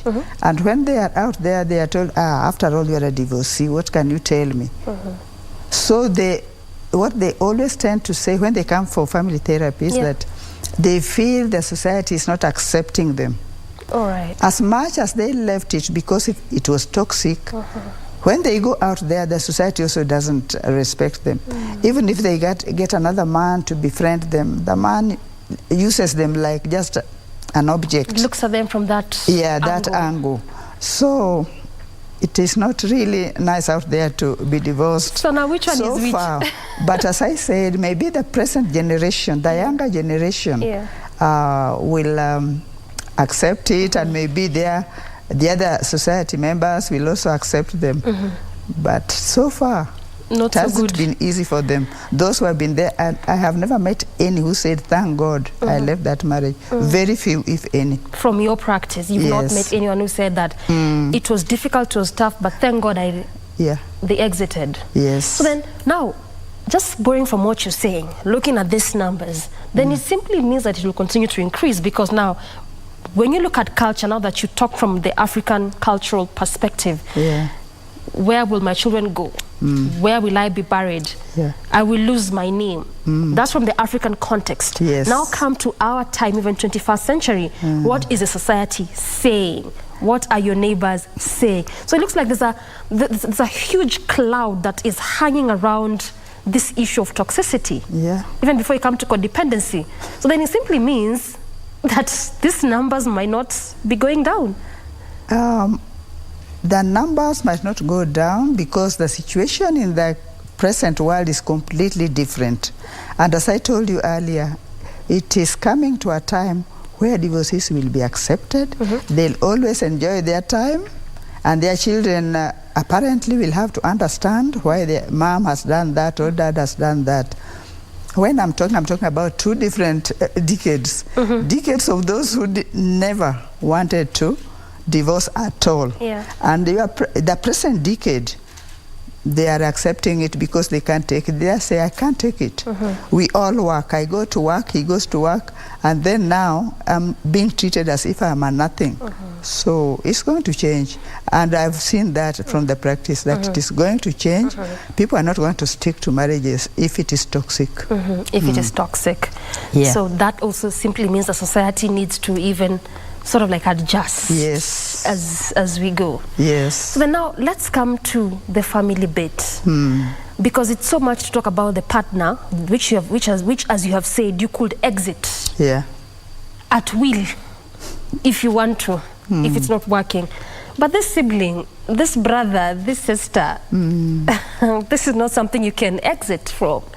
This is where you are born. This is your family. But yet they still exhibit this toxic traits that you did mention earlier. So then how do you go about in such a family setup? Because again, you realize that over time, this toxicity has a ripple effect on an individual, whether it's to their self-esteem, how they will behave, how they will interact with people. Over time, it has a long-lasting effect. Yes. So then how do you deal with this one? In fact, children is the are the ones who suffer most in this toxic relationship. How so? Because they love mom, they love dad. So if they see this tug of war going on in the family, whom will they stand by? Many families, you find nowadays that children are, they are divided. Some are for mom, some are for mom. For dad. For dad. Yeah. If these people separate, the children are the ones who suffer. Because here they want to be with mom, then they want to be with dad. And there's that big tug of war. Okay, the law might say that the mom, if they are of a certain age, takes care of the children. And if they reach a certain age, maybe they can now and stay with their dad. But now the law has also given dads that priority. Yeah. So you find that the children are the sufferers. Children pain when they go through such type of relationship. They really suffer. So then, how about the siblings? How do you deal with this? Because just as I was asking earlier, that this is not a place you can exit.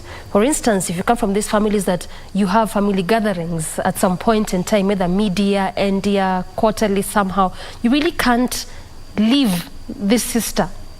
They are your sister. This is your brother. Yeah.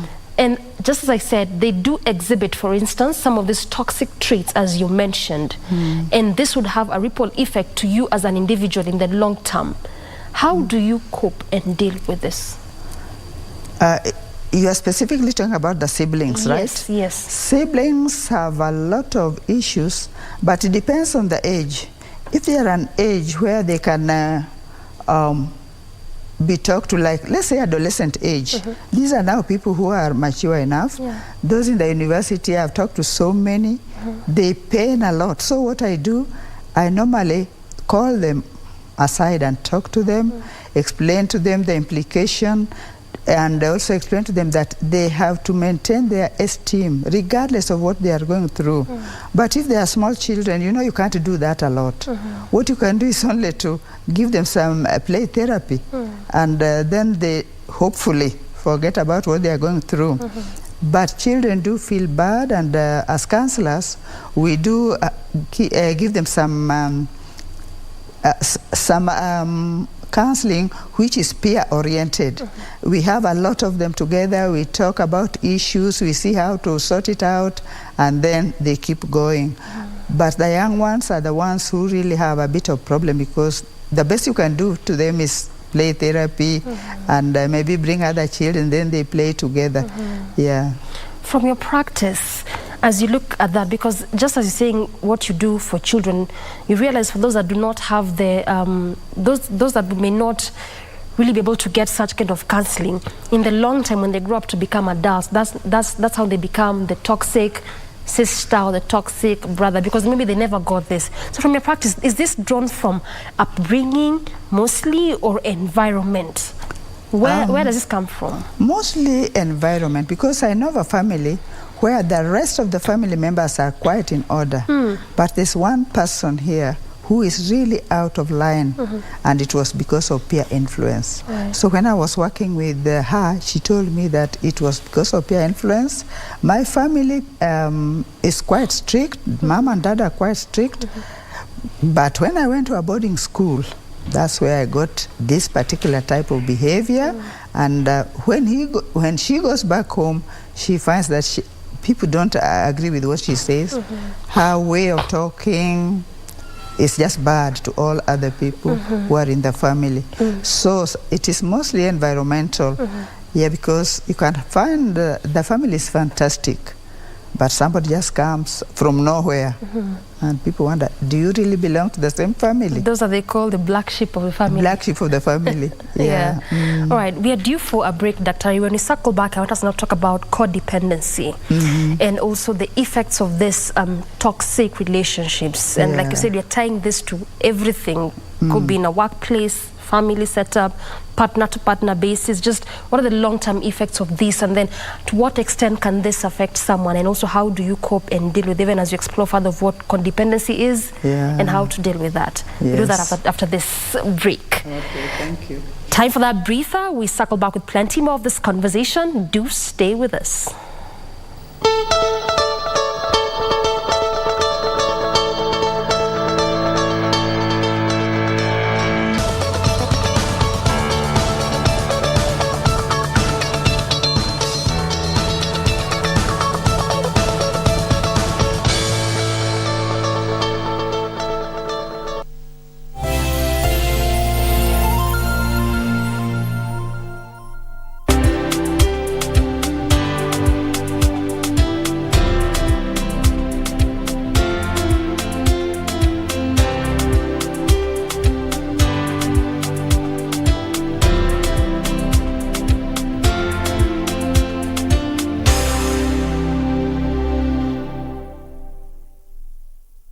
Kupata maisha kama sikiza tune yako, bonyeza *811 *816#. Maisha ni mafupi, hivyo si vyema kumaliza muda mwingi katika malumbano. Hesabu baraka zako, wathamini rafiki zako na tabasamu ili udumishe amani. Kupata maisha, bonyeza *811 *816#. *811 *816#.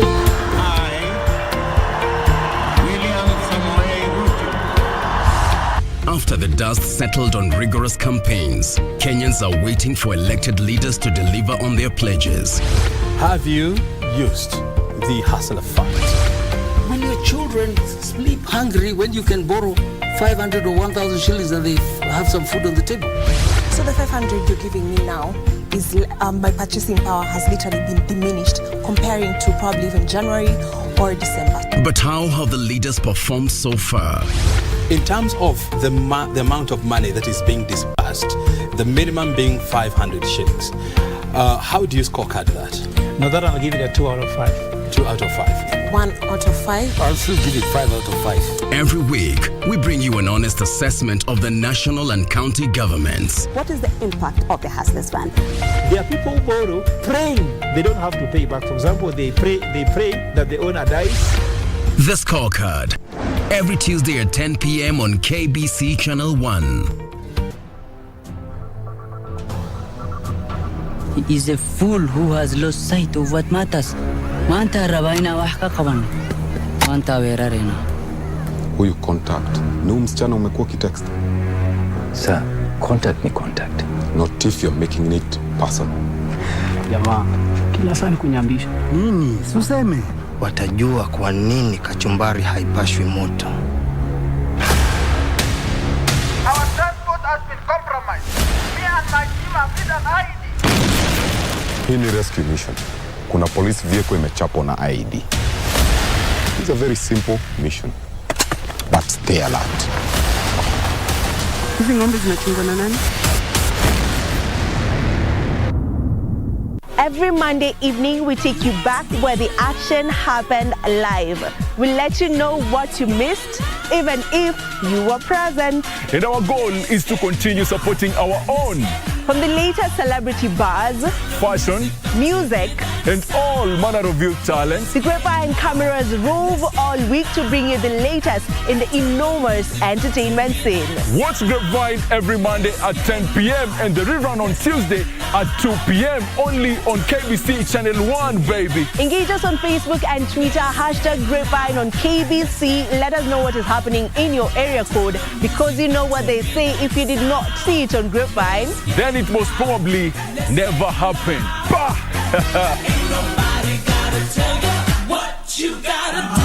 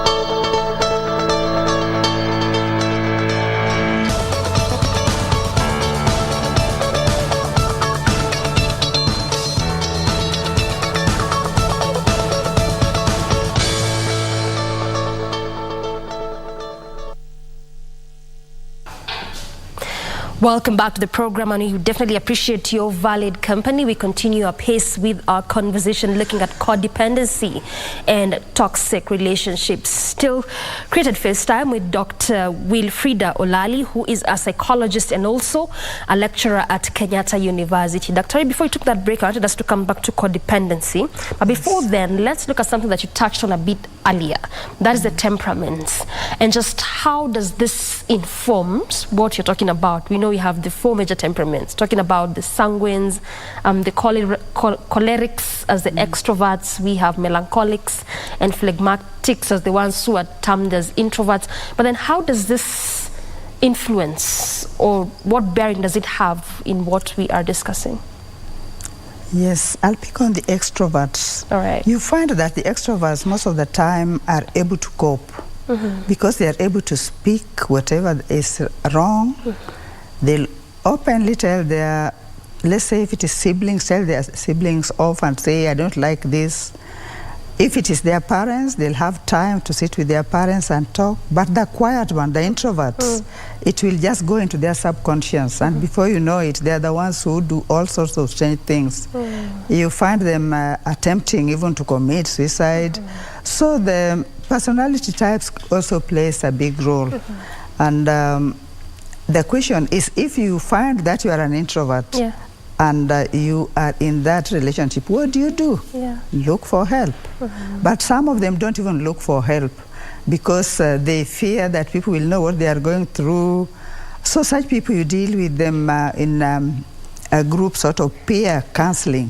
You put them in such a situation where they can be able to talk, because there are some people who can talk when they're amongst others, but there are some who will just approach you if they have issues.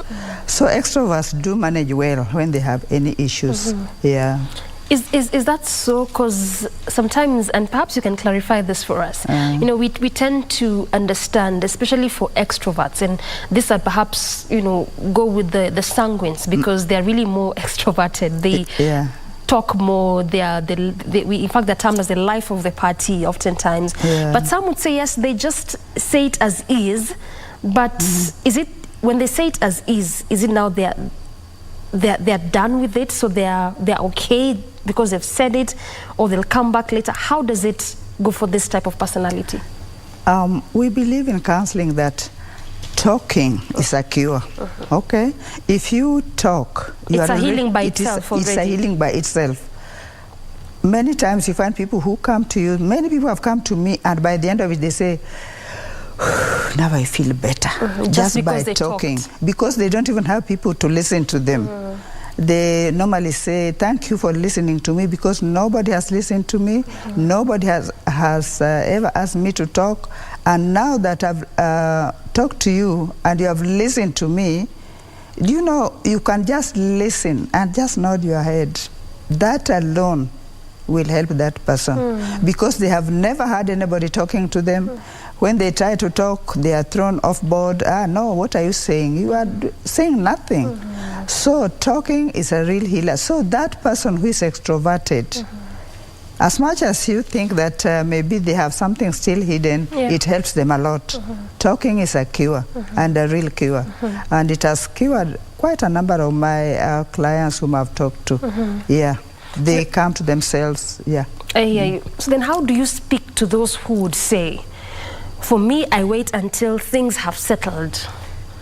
You know, we have a specific category whom, when something happens, they would really want to discuss it. Let's talk about it.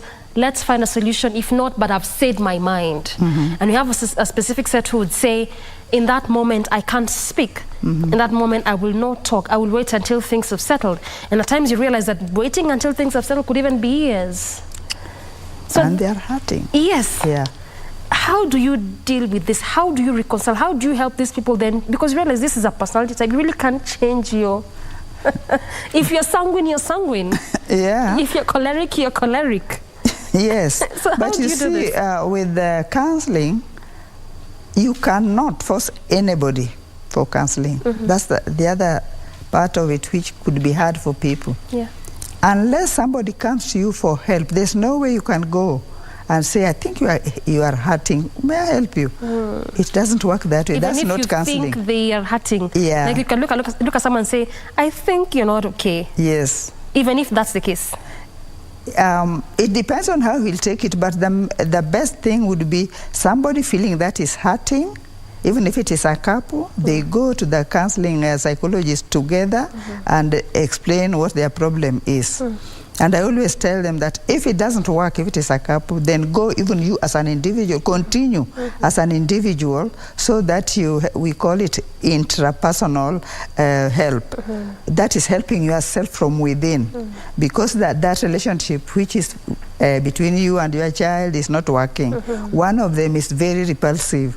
So the type of person you are talking about is saying, let's wait.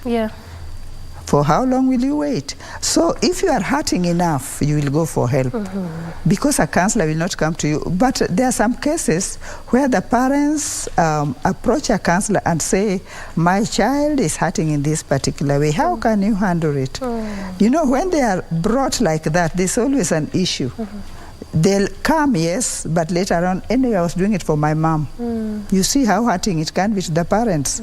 So that's where the problem is. That's why with young people, it were better if we had peer counseling. Because in peer counseling, group counseling, which is with the peers, it's easier for them to talk. You are there as a counselor, just a facilitator, but they'll be able to talk and they'll give out whatever is hurting them. But the case you are giving was like maybe a relationship, husband and wife, so you just keep it, but it is bad, it kills. And that's what actually, you know, brings what we keep discussing over time, the gender issues. Because sometimes you dig deep and you realize these were issues that were never resolved. Someone would bring issues from 10 years back and you went, okay, 10 years ago, why now? Why now? So it happens in families. Some people don't want to talk about it. They just want to keep it. You think they are okay. They come to church, they pray, they go back, but they are hurting. They are really hurting. So we really need to be genuine to ourselves. We need to be truthful to ourselves, because whatever help we get, it should come from us. The counselor can help. He's a facilitator anyway. But all that change has to come from you.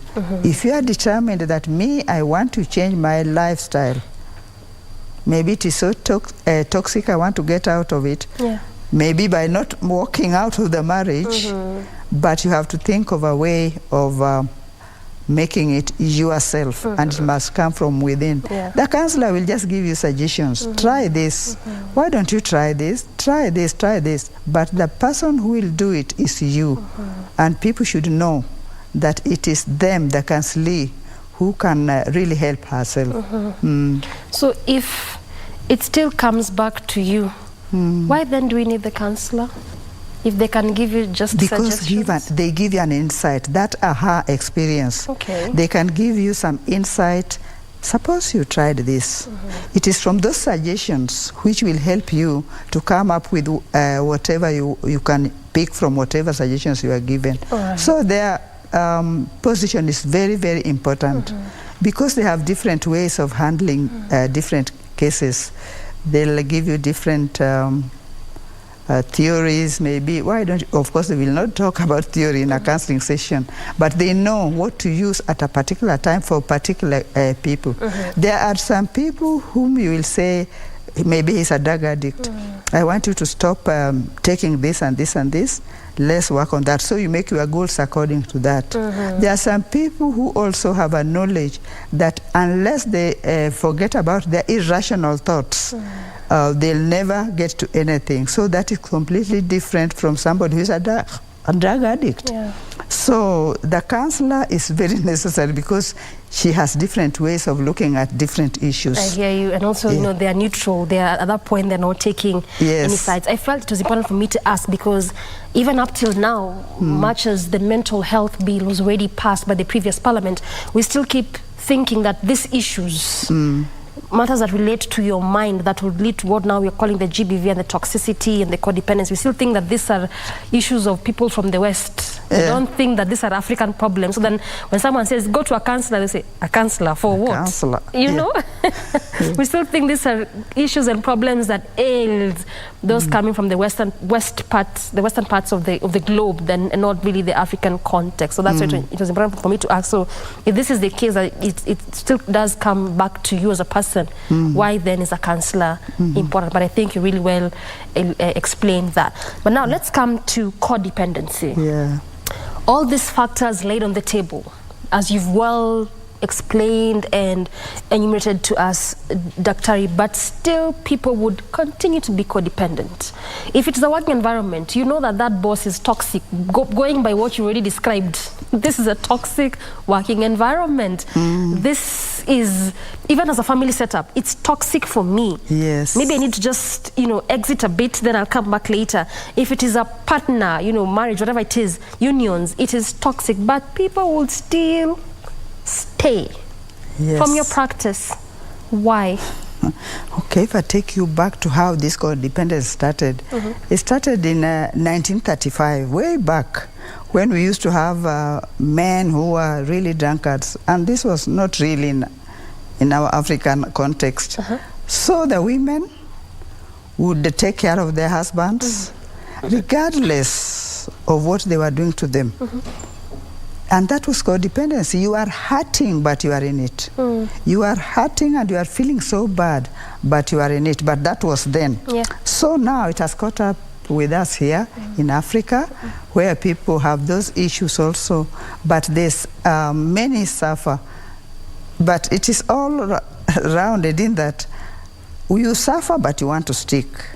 And that is where we go wrong. Maybe we are using the European way of looking at life, but still we come back. Even if it is African, you still have to come back to yourself and say, need I go through this?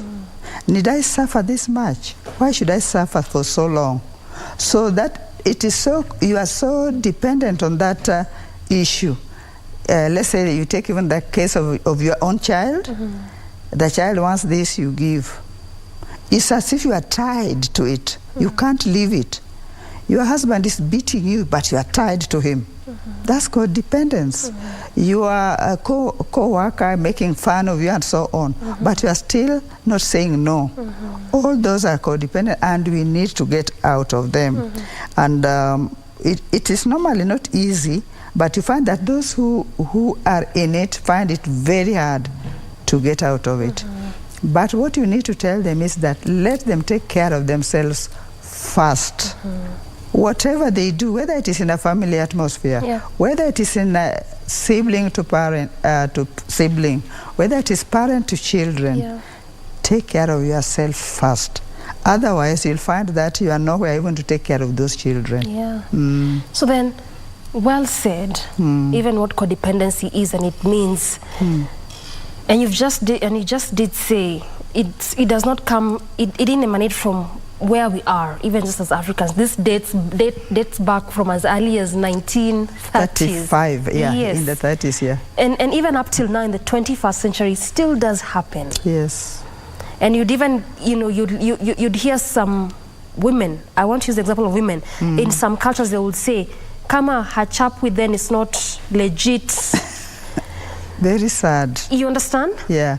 Why would, just help me understand, what goes through the mind of someone that regardless of this numerous abuses and attacks, and I'm cutting this across even in a work environment, for example, why would someone still want to say, just what really goes through the psychology of someone as a psychologist, that they would still say, it'll change, it will become better? Yes. What is this? This is human nature. It's human nature. Human nature wants to be in a position where he or she is comfortable. Okay, this husband is abusing you. Okay, he's even beating you. But at least you have a place you call home. This boss of yours is really torturing you. Maybe he makes some suggestions which you don't agree with. But you say, but where will I get a job? Okay. So these things come from within us, but to me, maybe as a counselor, we need to break out of them. We need to break away from them. But it is sometimes not easy because we are just thinking of tomorrow. What will happen tomorrow if I lose this job? What will happen tomorrow if I leave this man? He's abusing me, yes. But he has bought me a house, he brings us food, the children are happy. Maybe when I go to another one, it will be worse. So these are the things which make people just tend to stick. Okay. But I'll repeat and repeat again. It will never be the same. Yeah. Yeah. So is it more like fear of the unknown, so that if I'm exiting this environment, what next? And that mentality, just as you're saying that it's human nature, that mentality that perhaps this is bad, but if I choose to exit, it might even be worse. Yeah. So you stay with what you know, as opposed to what you imagine might be your new norm. Yes. Okay. But you see, as I was saying, the present generation might not take it because they are working. You know, that type of people I'm talking about, they were not working. They were dependent on their husbands 100%. But you, if somebody mistreats you, you're also seeing that, I mean, like, sorry, look at even what the media has been covering. Yes. University students, these are learned people. If you want to talk about people that are working, and you want to compare with the previous generation, look at the level of education in this time. Yes. These are university students. This is someone who's perhaps just gotten their job or they are working, but they will still stay. They're still... It is that comfort zone. They're still there. That comfort regardless. zone. I have a husband. Or you have a partner. You have a partner. Because look at even those university students. Why do they go for sugar daddies? Why? Just to have somebody around them. Somebody to buy them this and that. Comfort. I'm telling you, the comfort bit of it is what makes them stick. Yeah. I talk to them a lot and tell them, please. What do they tell you? When, of course, I know in the university, we have Pajero men who come for them. Yeah. They go. At the same time, in the university, we have the young boys who are also their friends. So they utilize these young boys to give them pocket money within campus. Over the weekends, they are off with the elderly men to give them some money and some treatment like buying dresses, shoes and so on. But I always tell them, please stick to the young ones. Grow together. I always tell them, you need to grow together. Don't go for those who have already grown. In fact, if anything, they are your fathers. But still they go for them. Okay, they listen to one with one ear and it goes off the other ear. But at the same time, there are some who are quite faithful. Okay, I hear you. So this still does come down to what you're saying, codependency, that by the virtue of the fact that you feel you'll be dependent on someone for something that you may be lacking, that is what will make you be in such kind of an environment regardless. It's true. So now let's make progress on this conversation. How do you exit, especially for someone who's codependent in that capacity? How do you start reorienting your mind so that this does not become your norm? Okay. The first thing you need to do is to stop focusing on others but focus on yourself. What is it that you can do for yourself? Focus on yourself. Then have self-care. What does self-care entail? Self-care. Make sure that you are able to take care of yourself. If it is, let's say, something you needed to buy, you are able to buy it with the little you have. Don't depend on people. Focus on what you can afford. Most people don't do that at all. Another thing, if you are, let's say, like university students or teenagers, form support groups. Support groups will work about issues which can help them to get out of that habit. I remember there was a time I had a class whom we formed a support group just to talk about issues like these. And by the end of it, 3 years ago, wrote back and said, thank you for helping us form that support group. So those are ways of getting out of them. Take care of yourself, have support groups, and make sure that you consistently meet. Then you must also do a lot of individual search. Do you search yourself and say, okay, we were having a group, yes. What am I saying to myself? Because that is very hard for young people. the young people tend to be taken away by others. Oh, we are going out this evening. Aren't you going with us? You had decided individually that you are not going out, so you'll not go out. So you'll find that that group will now leave you. And when they leave you, you are on your way to improving yourself. And if that is done to one person, then to another, then to another, then we are helping the youth. Okay, I hear you. Yeah. So there's one specific set I'd want us to talk about before we exit this space. That is the narcissists.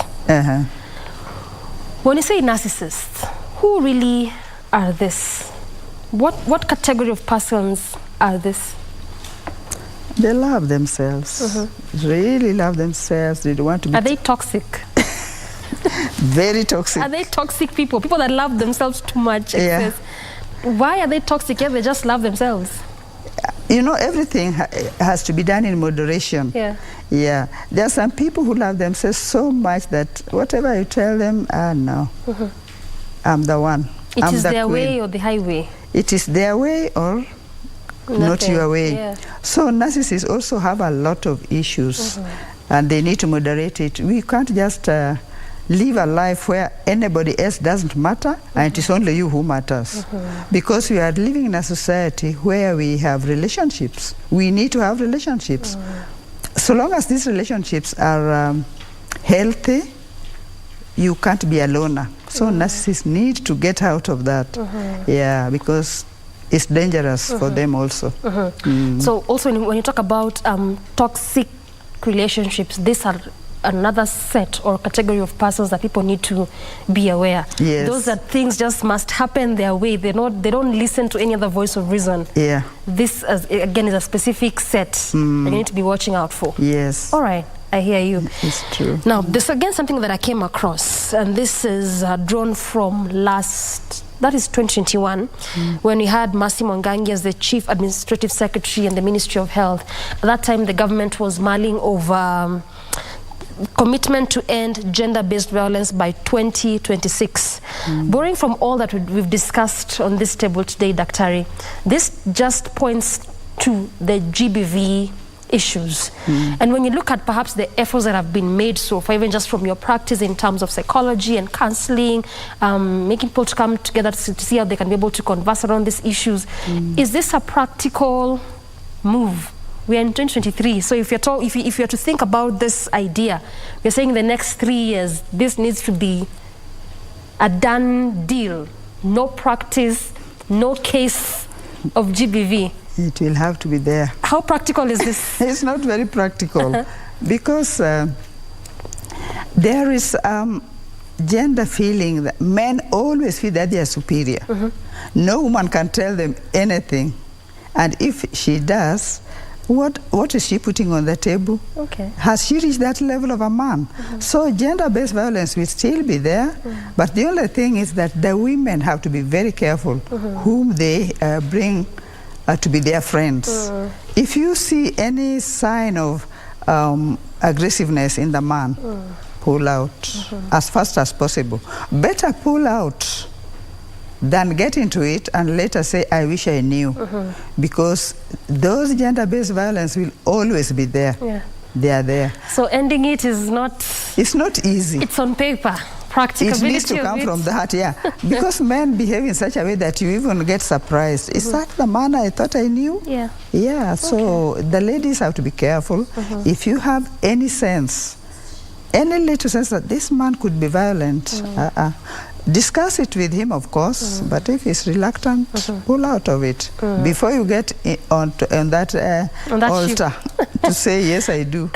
For those who are already in the ship, yeah, those speak to you. Yeah, we talk about it, we discuss. Yeah. Okay, I hear you. So you are saying that this 2026 is a good idea, but not so much of a practical idea, especially with this kind of environment. Yeah. Okay. It's not very practical. All right. Most women suffer, but they don't talk about it. Very many. And men even the most. And you know, with men, they don't talk. At so all. They suffer. There are some men who suffer quietly. Yeah. Yeah. Okay. You can only hear it during counseling sessions. Yeah. We can't disclose those stories. Yeah. Nonetheless, thank you so much for your time and for your valuable inputs into this conversation. Highly appreciate, Daktari. Thank you, Doreen. Asante. Yeah. I have been speaking to Dr. Wilfrida Olali, who is a psychologist and also a lecturer at Kenyatta University. What has definitely formed center of our conversation is looking at codependency and toxic relationships, just borrowing also data from what has been gathered so far by KNBS, the Kenya Demographic Health Survey, and how we can move forward in terms of at least reducing these numbers momentarily. Good place to end this conversation, and ultimately, good morning, Kenya, from me and on behalf of the entire team. Thank you very much. Till tomorrow, good morning.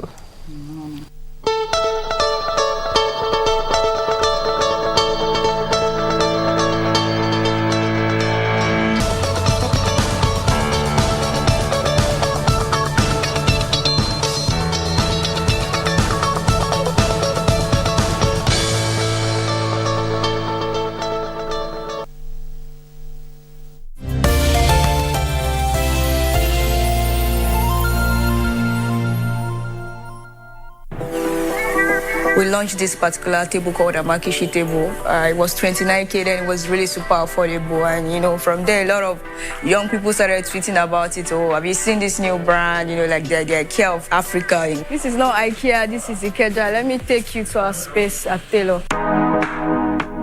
Lagos is known as one of the world's fastest growing cities and urban areas. From here, the revolution to change the African lifestyle expands. And she is the one who started it all, Jumoke Dada, who runs Nigeria's biggest and billion-dollar-worthy furniture company. There are like 4 main sections here at Taylor. We have woodwork, welding, upholstery, and spraying. Initially, when I was like starting Taylor as a brand, most of the furniture brands I see around have that Italian feel or this bulky Chinese feel. There were no brands, you know, doing things like incorporating local materials like tie and dye, adire, ashoke, and Ankara. The reason why I'm doing this is I really want every single African to own a Taylor piece and be so proud that, you know what, this is made locally by my own people. Yeah, I don't feel like I've done something I'm satisfied till a customer says, oh, this is made in Nigeria, you know, this is similar to what I would get it from Europe or from the US. So these are like some of the sofas that's been done. Sofa like Kemi, Siwa Beanbag, Furniture. The name comes from people that work at Taylor, sometimes even from some of our friends. It's just so that like people can see a part of themselves in those pieces. You know, people that loved the piece initially were majorly expatriates because you know what? Oh, this looks like it's Nigerian, and later on, like a lot of Nigerians started adopting it because it reminds them of Ashwebi and Owambe and all of those things. For a country that's relied on international furniture purchases, young creative designers such as Jumoke have closed the gap by creatively designing pieces that are different yet affordable